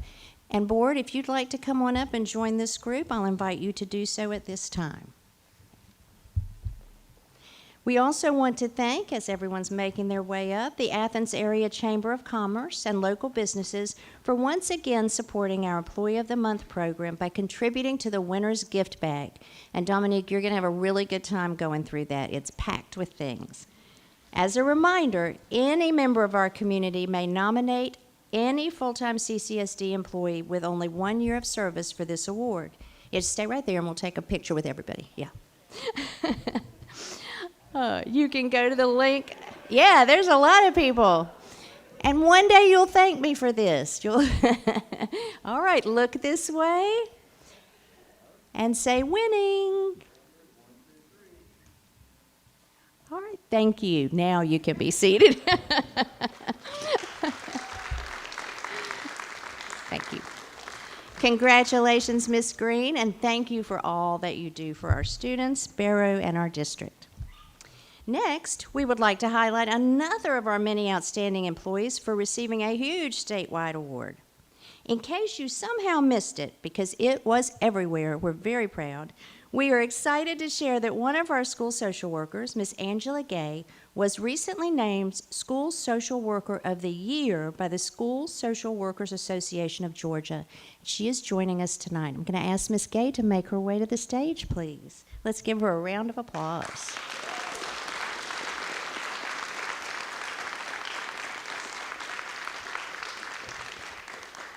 As I said, this award is given by SSWAG at the district and then state levels each year, and it recognizes school social workers for their dedication, leadership, and impact on students and families in their school communities. Last fall, Ms. Gay was named School Social Worker of the Year by SSWAG for District 9, which includes more than 20 Northeast Georgia counties, and she was surprised with the statewide award by the association at its annual conference last week. Ms. Gay, who currently serves as a school social worker at Cedar Shoals High School and Howard B. Stroud Elementary School, is an Athens native and graduate of both Cedar Shoals and the University of Georgia. She has more than 32 years of experience with CCSD students and families and has served as a school social worker since 2001. She began her professional career with the district in 1993 as a family service coordinator for the CCSD pre-K program. Ms. Gay's impact on students and families extends beyond the walls of the school setting through her involvement with numerous community organizations, including the YWCO, Boys and Girls Club of Athens, Clark County Mentor Program, and the Athens Alumni Chapter of Delta Sigma Theta Sorority. Ms. Crystal Gillis, CCSD's Director of School Social Work, writes, "Over the past decade, I have witnessed Angela Gay's unwavering dedication, exceptional professionalism, and the profound impact she has made on her students, families, and colleagues. She promotes the overall well-being and success of students through programming that strengthens family engagement, improves attendance, and expands access to mental health, physical health, and social services. Ms. Gay is highly regarded by colleagues and families as a dependable leader, a compassionate problem solver, and an advocate for consistently placing the needs of students at the forefront." At this time, I'll ask Ms. Gay's colleagues, friends, and supporters to come up for a photo, and please join me as they make their way in congratulating Angela Gay.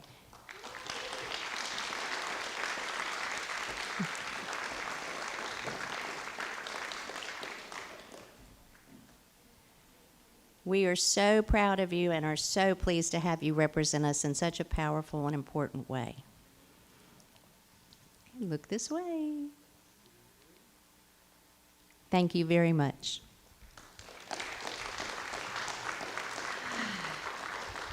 And finally tonight, we would like to thank a member of our CCSD family who truly embodies our spirit of better together and who shines brightly among our transportation heroes. Nicole Jeter, please come on down. Miss Jeter is one of our bus monitors, and it was her quick thinking, swift action, and calm demeanor that recently helped save the life of one of our drivers during a medical emergency while out on the road on the bus to ensure the safety of others. As noted by one of her colleagues, though she was understandably concerned about her teammate and shaken by the events that transpired, Ms. Jeter maintained a high level of professionalism throughout the situation. And I saw that video, and I'm telling you, I want you on my bus if anything ever happens. She was able to immediately recognize symptoms and provide the responding medical team with the critical information they needed, all while reassuring her distressed coworker that everything was going to be okay until help arrived. Ms. Jeter truly exemplifies what an outstanding monitor should be and what a CCSD hero looks like. Please join us in celebrating and thanking Nicole Jeter.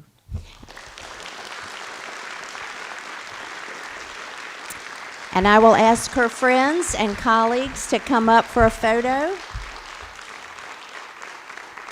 Come on up. Don't be shy. Come on up.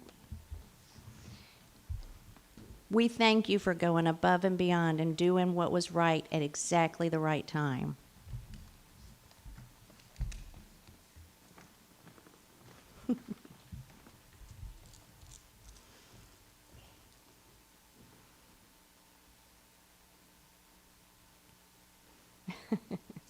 Look this way, we're going to take a picture. Thank you. Thank you very much.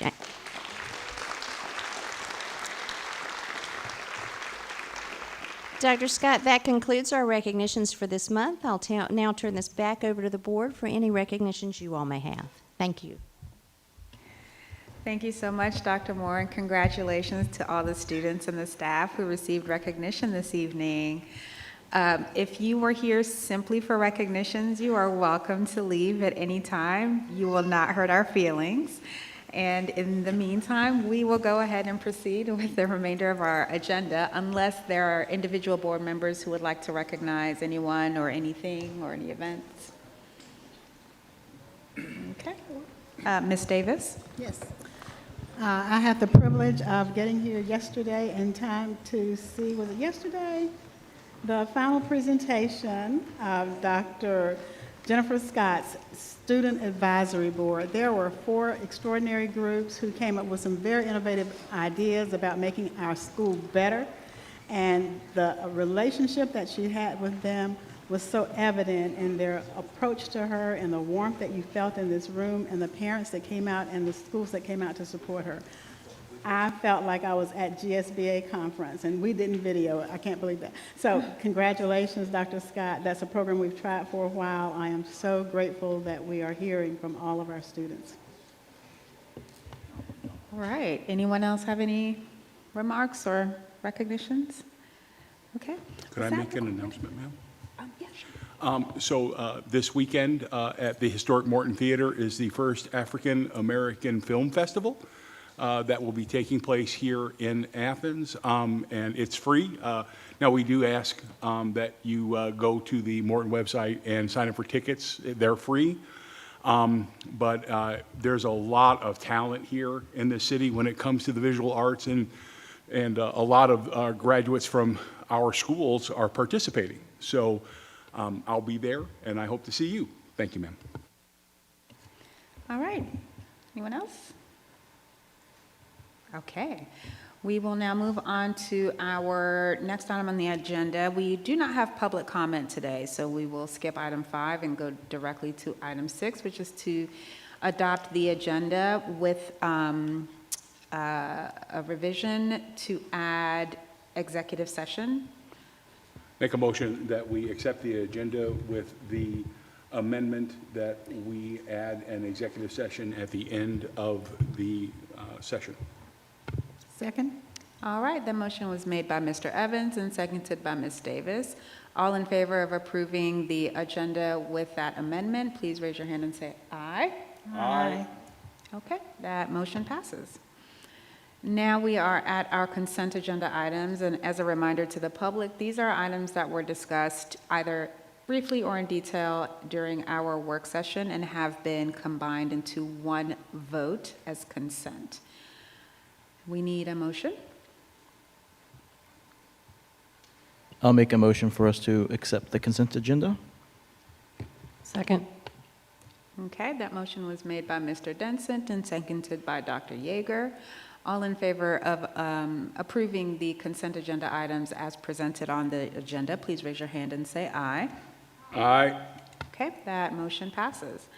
And now we are at business items for individual vote, and we will start with policy ABB, and that's board powers and duties. And if you guys remember from the work session, there was a slight revision to the policy that was presented to us at our work session, amending the word operations to governance. So I guess the first item that we can vote on is to adopt this policy with that revision, unless there is a friendly amendment or otherwise.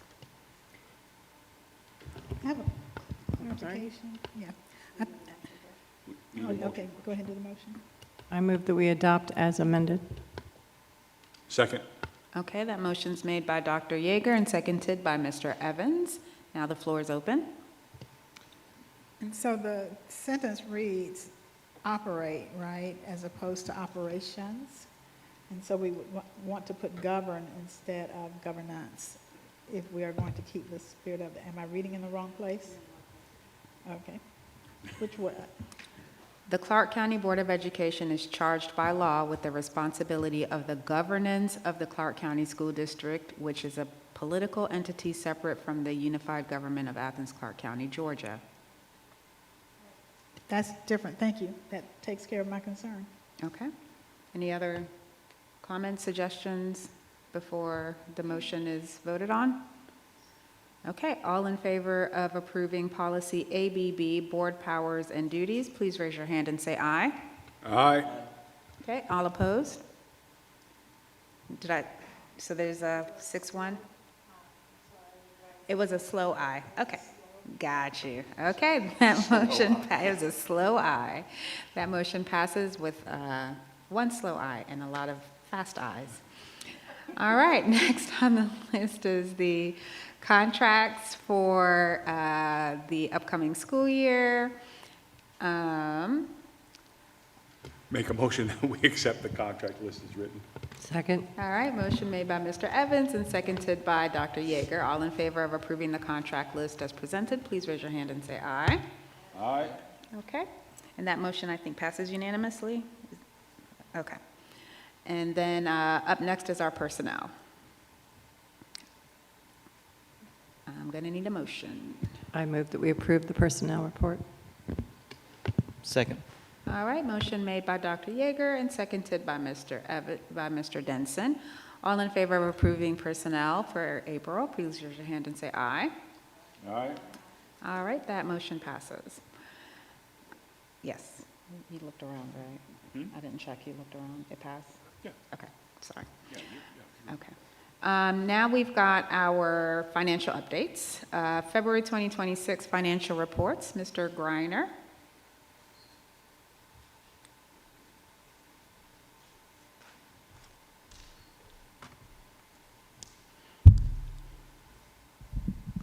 Hey, that's still on? Yep. Excuse me. I think y'all are going to have me for a while tonight, so thank you, Dr. Anderson. Good evening. I hope everybody's doing well. So we'll start with the February 28th financials. Sorry, I'm going to have to read from down here, I think. My vision. Actual revenues, a little over $198 million.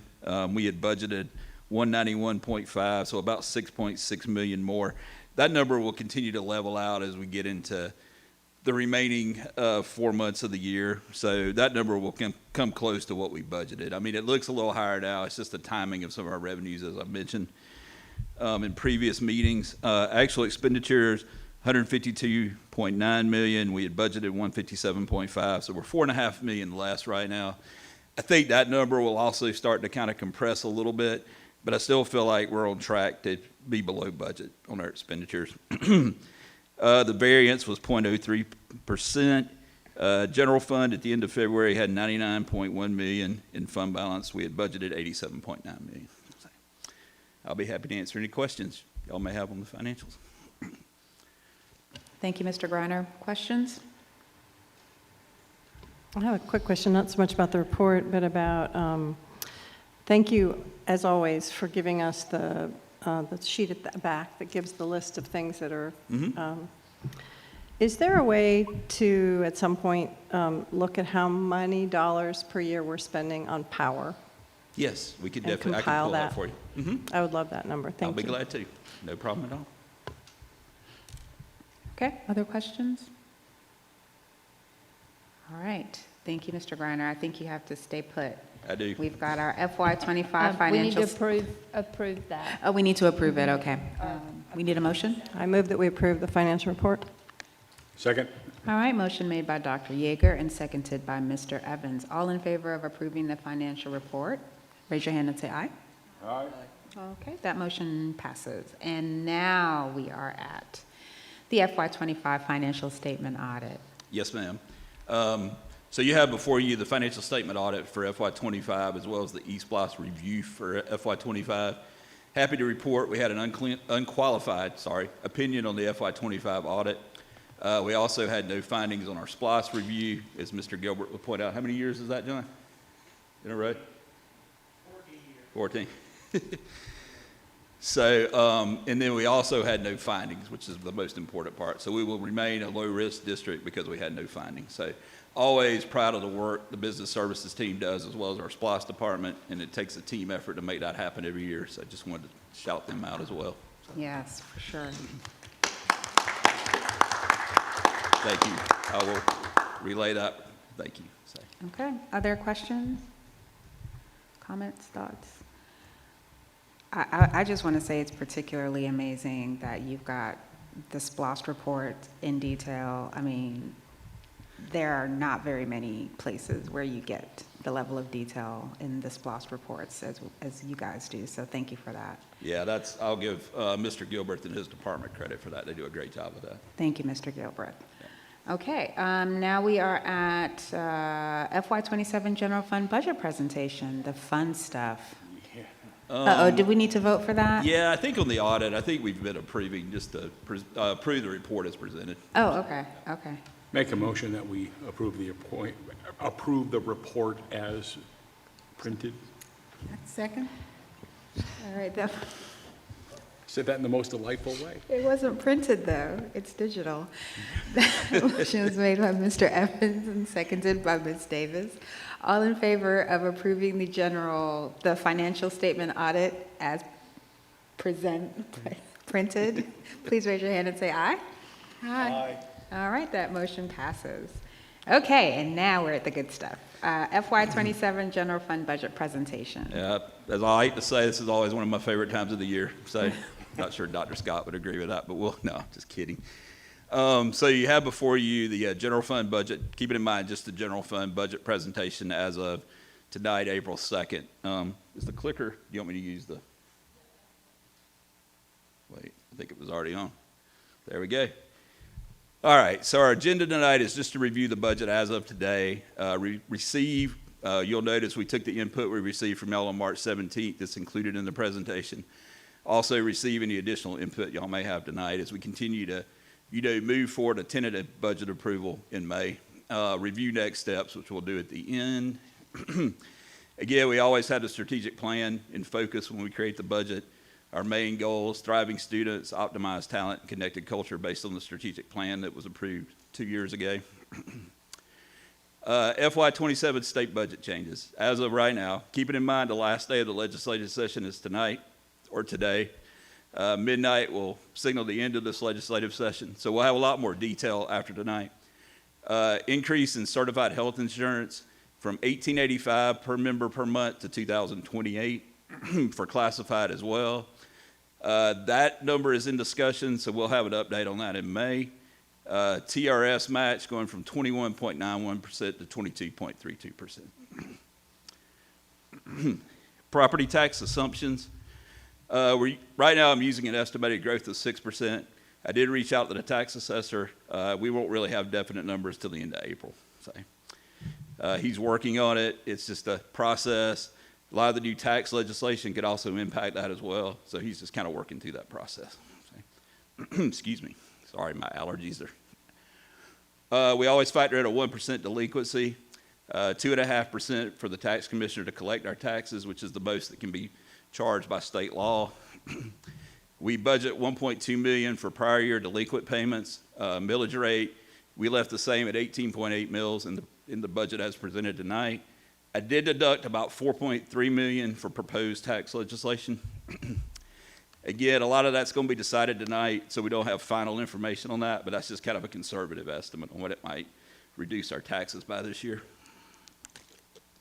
Sorry. So we have a graphic representation. 1 mil is about 8.4 million. This is our millage rate. Remember in 22, we were at the max of 20 mils.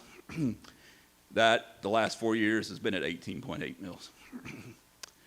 QBE, we are seeing a decrease in our enrollment, as well as our FTE. So we have about a 2.86% decrease from last year. No austerity cuts. The TRS contribution, we've already talked about that. Keep in mind, we have to give back 5 mils of our tax digest to the local fair share. So that number is a little over 31.6 million based on the calculation for this year. We talked about the state health benefit increase. Our net budgeted QBE is estimated to be 98.5 million for this year. Total estimated revenues, a little over 261 million, a little bit, about a $6 million difference from last year. And we've talked through the top two numbers, property taxes and QBE. Again, we talked about the state mandated changes. I won't go through those again. So our initiatives, again, we propose a step increase for all employees. That means some will get a pay increase, but keep it in mind our steps kind of skip a year, so they may not necessarily get a pay increase. The continuation of the 403B match. Extending the salary tables. Mr. Swartz did a great presentation on that at March 17th. On March 17th, sorry. So that's in the budget as proposed, as well as providing long-term disability insurance for all our employees. So, and I know that's been discussed earlier, and we can definitely take further discussion on that as well. So our total expenditures, almost 261 million, about a $6 million increase over last year. So, here's the salary and benefit difference, 5.8 million. This is what we're, if you break it out into different categories, health insurance being 3.3 million, step increase 925,000, TRS 855,000, and then the salary tables about $1 million. And then there were several recommendations that were made at the March 17th meeting. One was a 1% cost of living adjustment. The estimated cost of that is about 1.8 million. We also brought up a mid-year retention supplement that would be paid, like, say, December of 26. Estimated cost of that's about 1.4 million. And then I think, Dr. Gant, you had mentioned the supply stipend for our teachers. We kind of came up with a different variation of that, maybe providing $250 for our new teachers. On average, that's about 129 teachers, so we estimate that would cost about $32,000. So, additional items to consider, all the tax legislation. I really don't want to, I won't go into much detail on that because it's changing, probably changing right now at the Capitol. That's definitely impacted a lot of our decisions. The main thing, I'm going to go back to the cost of living for a second. I think our concern with the cost of living adjustment is we definitely want to make sure, our employees are getting, a bump each year. However, with the tax legislation, that puts it into our budget going forward. The mid-year retention supplement is a one-time hit, so per, I guess, to say the fund balance, whereas the cost of living is something we'd have to carry forward in the budget for years to come. So that was kind of, we'll talk about that a little bit more.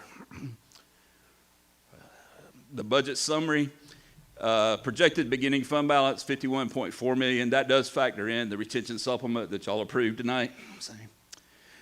Estimated revenues, expenditures, we've talked about those. We've included the mid-year retention supplement and the supply stipend as our two board recommendations that we would like to possibly carry forward. That would mean we would have to take money out of reserves of about 1.4 million, which would leave us with a projected fund balance of a little over 50 million, or roughly 19.07%.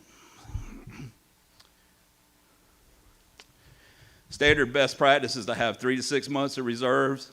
Right now, we're at about 2.37 months. I don't have updated data for the state of Georgia, but at the end of FY24, they were at about 4.7 months. So a lot of times you hear from the legislative body that school districts have too much in fund balance. Well, the state actually has 4.7 months at the end of 24. So just to make that point. Georgia school districts on average have about 3.8 months. So this is our budget timeline. Again, our next budget discussion would be on May 14th, where we would look to approve a tentative budget. Then we have the budget milling and budget hearing, and millage rate hearings, as well as run the ads. And then the final budget approval would be on June the 11th.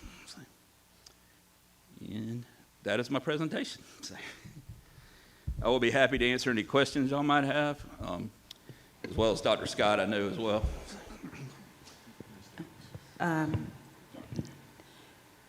You said Dr. Scott. No, I just said Dr. Scott and I would be glad to answer any Oh, questions. Dr. I'm Scott. sorry. Okay, yes. Ms. Davis? I actually know what I'm going to say. So for the people that are not going to get the step increase, right, is that where we're targeting the cost of living, or will everyone get the cost of living? Everyone would get the cost of living, or if we did the retention supplement, everybody would receive that. Full-time would get we didn't really talk about full-time, part-time, but if we did it that way, our full-time employees would get the $500 retention supplement if we decided to go that direction. Okay. And what was the last thing? No, you answered both of them. So the mid-year retention supplement is either or? Right now, we've got the retention supplement. We don't have the cost of living built into the budget. So Okay, but the step is separate from all of this. it is completely separate. That is correct. That's what I want. And we've done the step increase for as many years as I can remember here in Clark County. Absolutely. Yes, and it always leaves some people out, but yeah, all right, just make sure that everybody gets something here. I will say extending the salary tables will also pick up some of those people who are at the top end of the scale who have been left out in the past as well. Great, so we should have a very happy employee body, I hope. And part of our reasoning with the $500, if you think of somebody who's making less than $50,000, that $500 is actually more than the 1% would be as well. So that was another thought process we put into that as well. Dr. Yeager? Thank you. Quick question about the presentation that was provided to us about the scales at the retreat. Is that available for the public to see? Because it's not on the board docs. Or is it in board docs? Or not board docs? Is it in assemblies? Because I think that was a really important discussion that we heard about how we're changing the scales for our senior faculty, and I'd love to make sure we get that out. I mean, that discussion that we're talking about that out to the folks who would be interested. The other question I have for you, I guess we're dropping below the 3 months buffer and our fund balance dropping below 20%. I'm kind of concerned about that. I know about $4 million is in the proposed tax legislation. We don't know anything about that yet. We'll know more next month, I guess. Yeah, that's if that's going to happen or not. Right. The two major updates I see in May would be the tax update as well as what might happen with the certified and classified health insurance. Those are the two things that are kind of in Still flux kind right of now. hanging on. Okay, so we can wait and panic next month. Yeah, I will point out the budget we approved last year had, I think, roughly 2.6 to 2.7 months. So we were below 3 last year as well. So it continues to, yeah, it's, and that's one thing with the tax legislation. I think they've kind of taught about school districts is they feel like we have too much fund balance where we can take that hit on the tax side.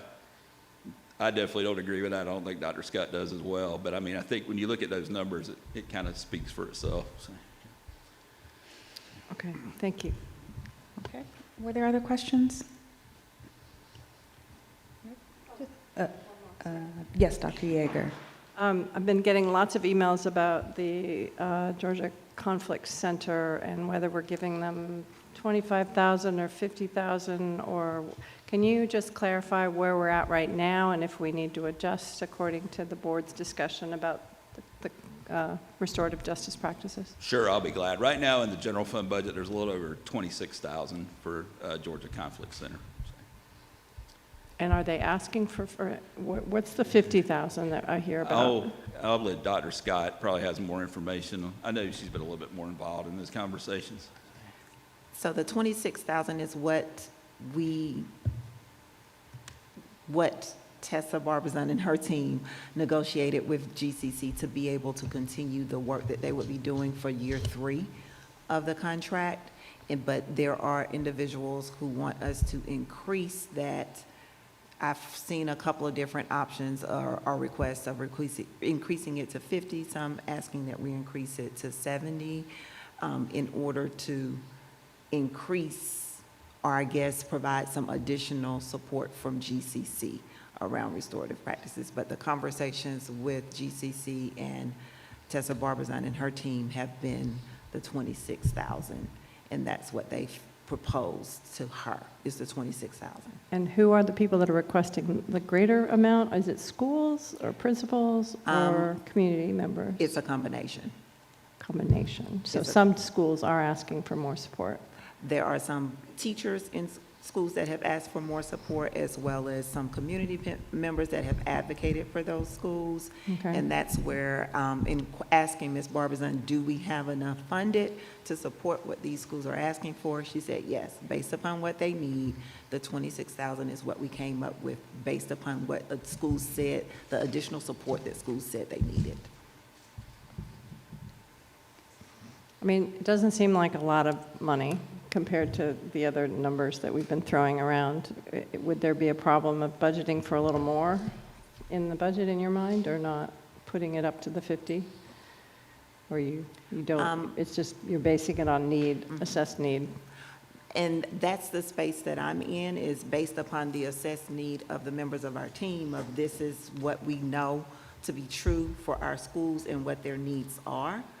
Then the 26,000 would cover what the needs are based upon their assessment of where different teams are in their rollout of restorative practices, and who needs more support that would come from GCC versus support that would be internal with the members of our district level team who have been trained and whose job it is to support around that.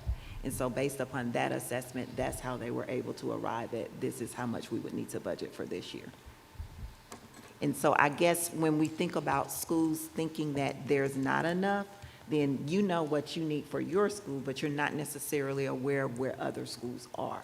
But the district team has done that assessment for every school to be able to know the levels of support that building leaders are asking for, to know if this is what is needed, this in going to GCC to say this is what is needed, and so then them being able to tell her, well, it would be at this cost. So that's how they were able to come at that amount.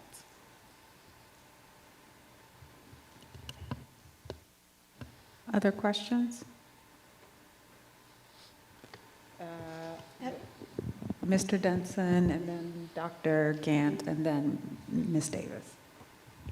Yeah, I mean, I would just like to go on and say that, again, I think going up to the 50,000 where we are at of the level of support for restorative practices, I think that's a good investment, even if all schools at this point maybe don't need that. Again, I think a big part of this needs to be that we make sure that we have true equity across all these schools, and that all of our schools have the same capacity for restorative practices across the board. And, you know, and since we're not there yet, I think that the extra $24,000 or $25,000 would be a worthwhile expense. So, Dr. Gant? Can you go to Ms. Davis first and come back? Ms. Davis? Mine is very quick, very simple. You mentioned two words that always cause me pain: declining enrollment. What does that mean? Yeah, I think Dr. Scott did a good job yesterday at district leadership explaining the birth rates just nationwide are down. I think we're looking at probably the last graduating class we had last year will probably be one of the largest, I think, from what you were stating yesterday. I think districts around us, I know other districts are seeing declining enrollment as well. So I think it's just a pattern around the state, which I think also kind of when you start talking about the tax legislation pieces they're trying to pass, you have declining enrollment, which is going to affect our QBE. Then you're also talking about a property tax digest that we may be kind of limited in what we can do with. So I think going back to Dr. Yeager's point about fund balance, it all kind of starts to tie back together a little bit. Right. So I think trying to be as cautious as we can with the budget, but also, rewarding our employees, which I think we put some incentives in there this year that do that without straining the fund balance too much. But I think that's, and Dr. Scott, feel free to weigh in, but I think that was kind of the crux of what you said yesterday in district leadership. So 5%, 2%, 0.5%, what, I mean, give me an idea, because I want to know what we're going to build to, because we build based on our anticipated enrollment, right?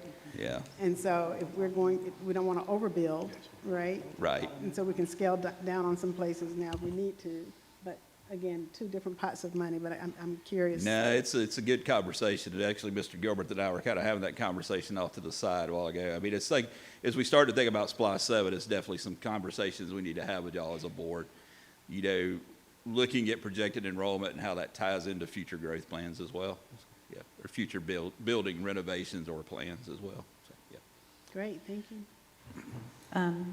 Do you want me to circle back to you, Dr. Gant, or are you still? I just had a couple of follow-up questions with regards to, I did have a chance to take a look at the response with regards to our adaptive programs.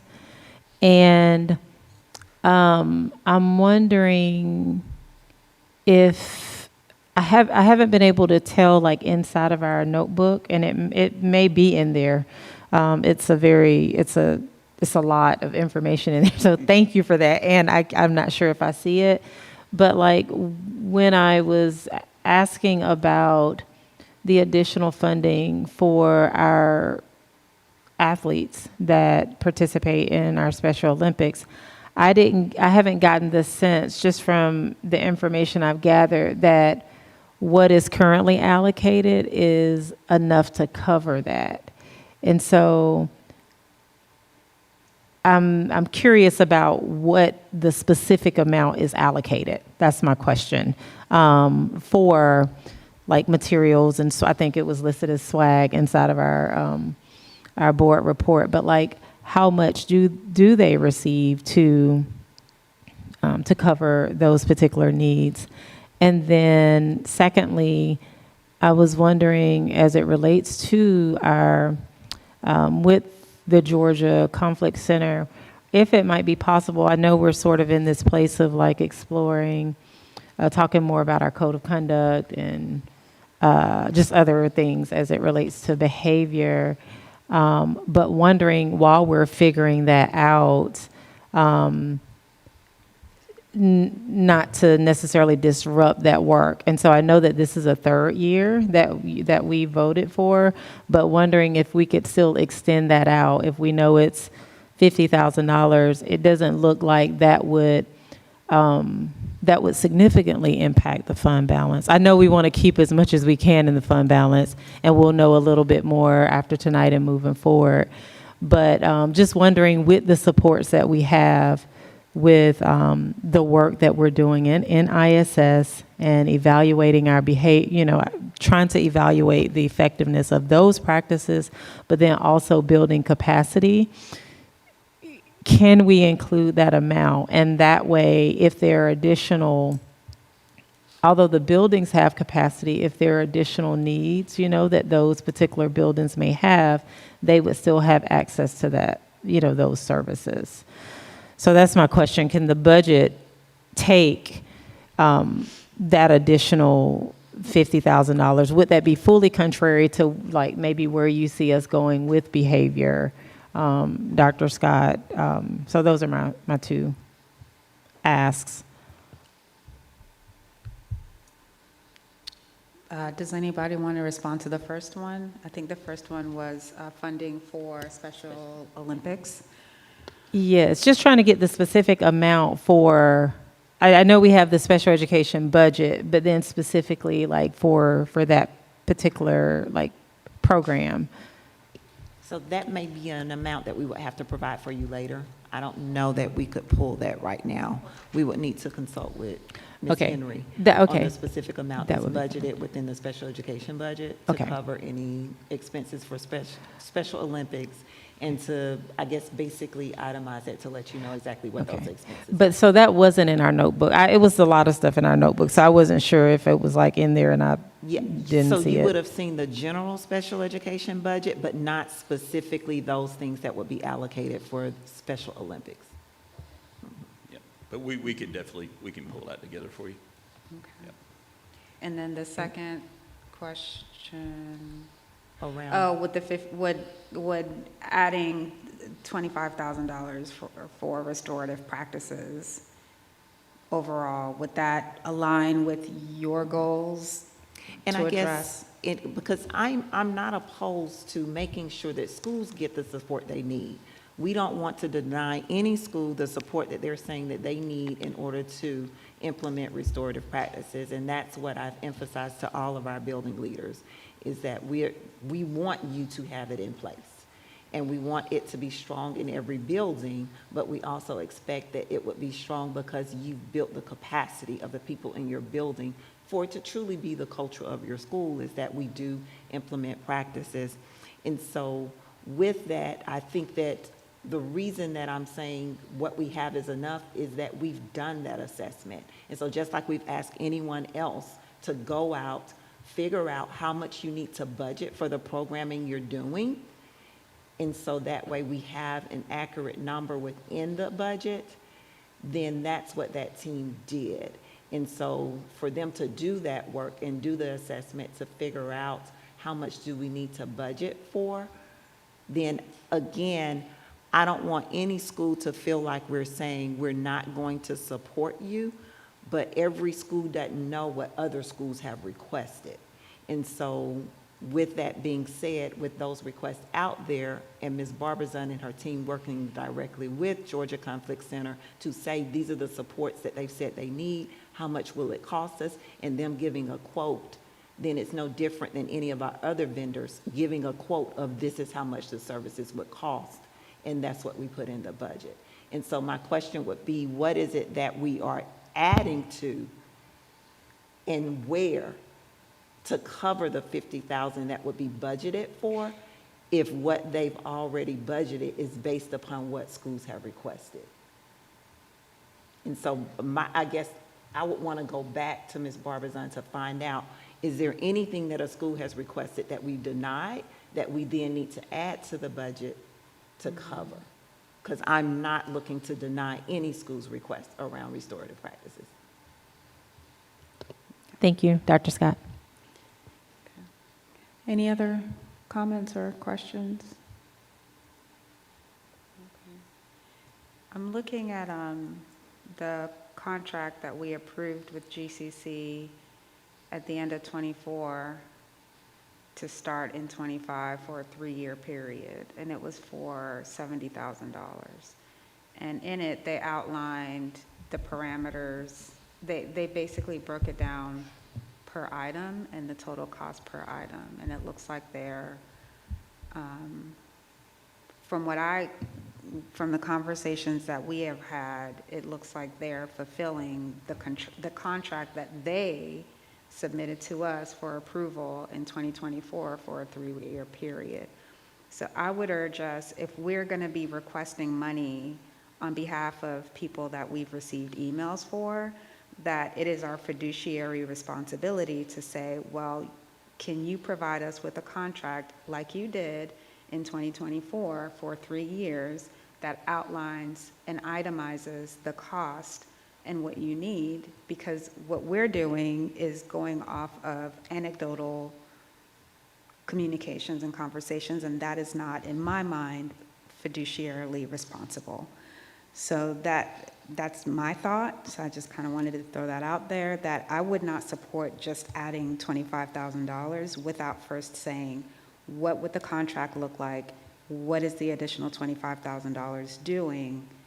And then, as a board, approving that rather than individually asking the school district to add $25,000 when we don't know right now what that $25,000 is going to do. Okay. That's just my thoughts. Any other thoughts, questions, concerns around the budget question? Mr. Denson? Yeah, just quick, I do know that GCC did submit a proposal for the renewal. So there has been a proposed contract presented to the school district. And that, yeah, so I know that that did happen, so there has been discussion there.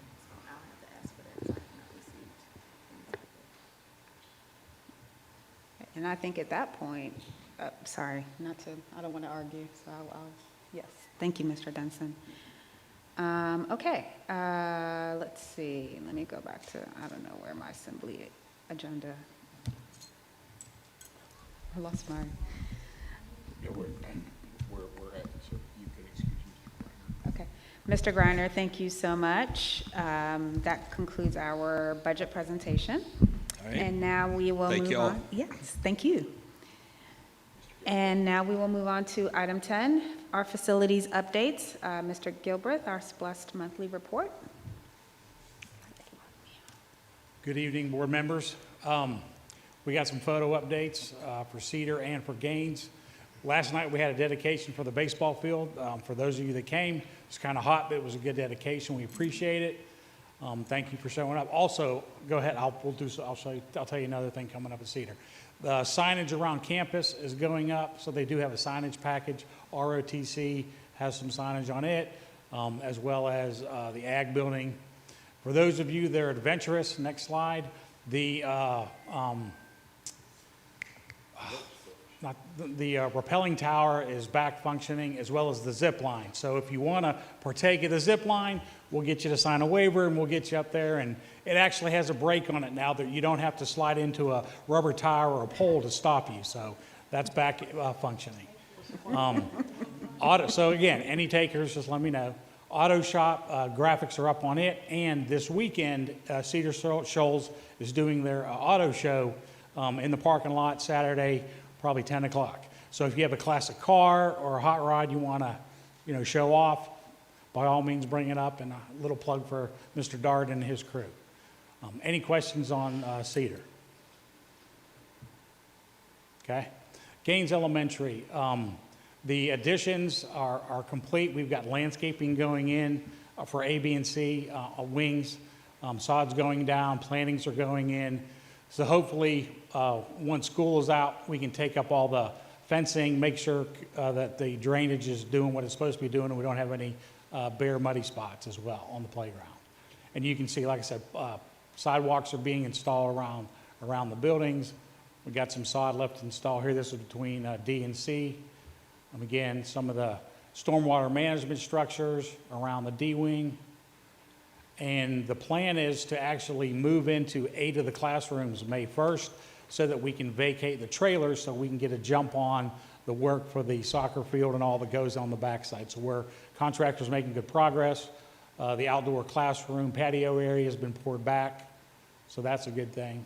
And I think we got a couple of indoor pictures as well showing you progress. So painting's going, carpet's coming in, I believe, next week.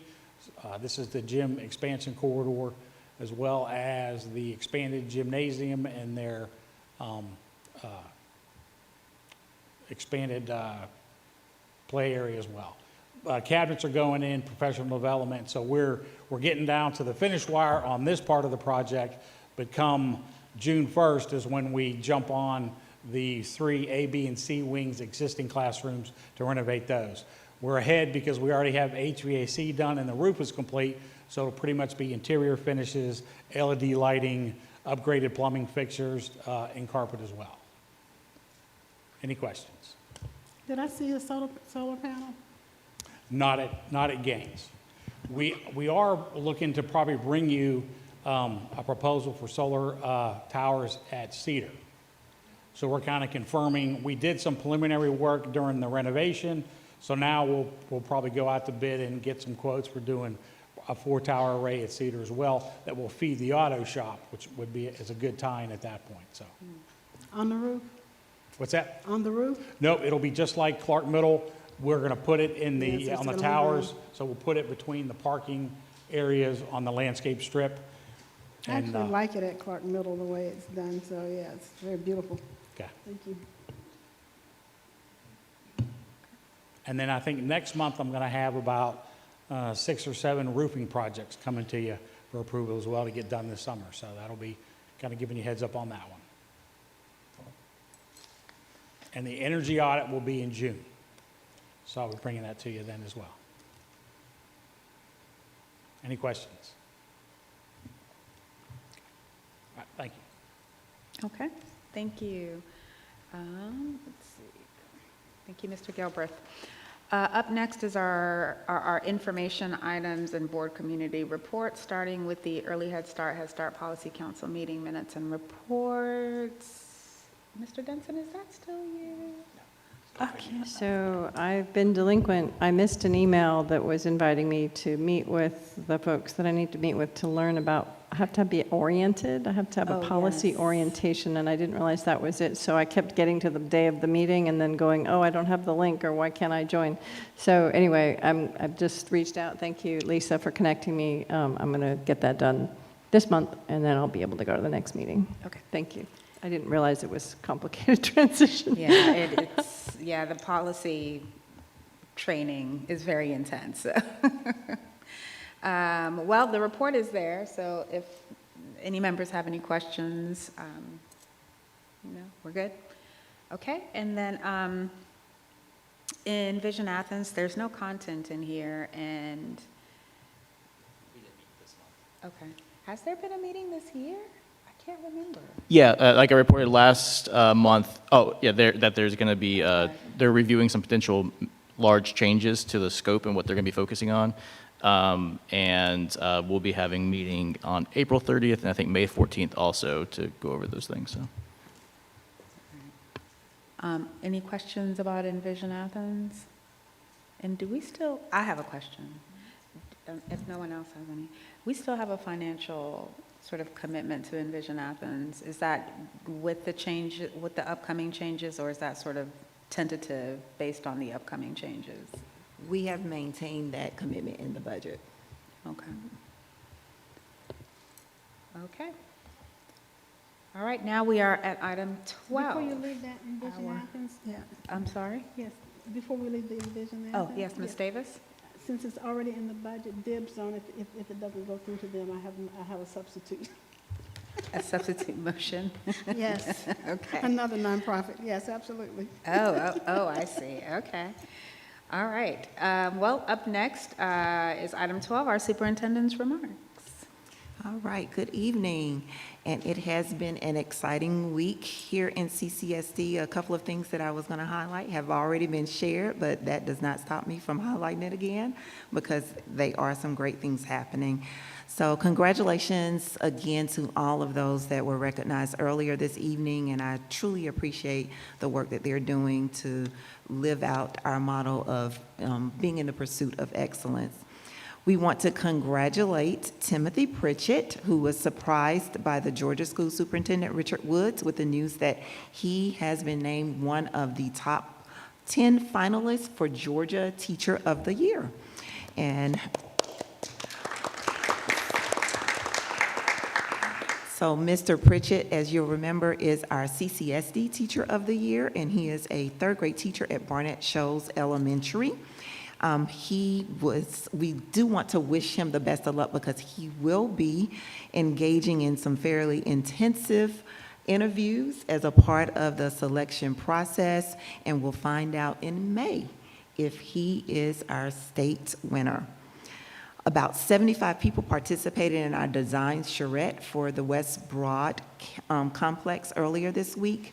The night was definitely filled with a lot of great conversation and really beginning to explore the history of the West Broad Elementary and Middle School, as well as the needs of our students. So we want to thank everyone who came out to be a part of that, and the opportunity to really engage and get the community's input was very valuable to us. I also had the pleasure of attending the Youth Leadership Athens graduation last weekend, where 10 of our students from Cedar Shoals and Clark Central High School were recognized for completing the program, which assists students in developing and enhancing their leadership skills, and provides them with networking opportunities, and helps them develop awareness around community issues. So yesterday, we had our final presentations of the Superintendent Student Advisory Council. This included students who are juniors and seniors at Clark Central and Cedar Shoals High School. I must say that it was a proud mama moment for me.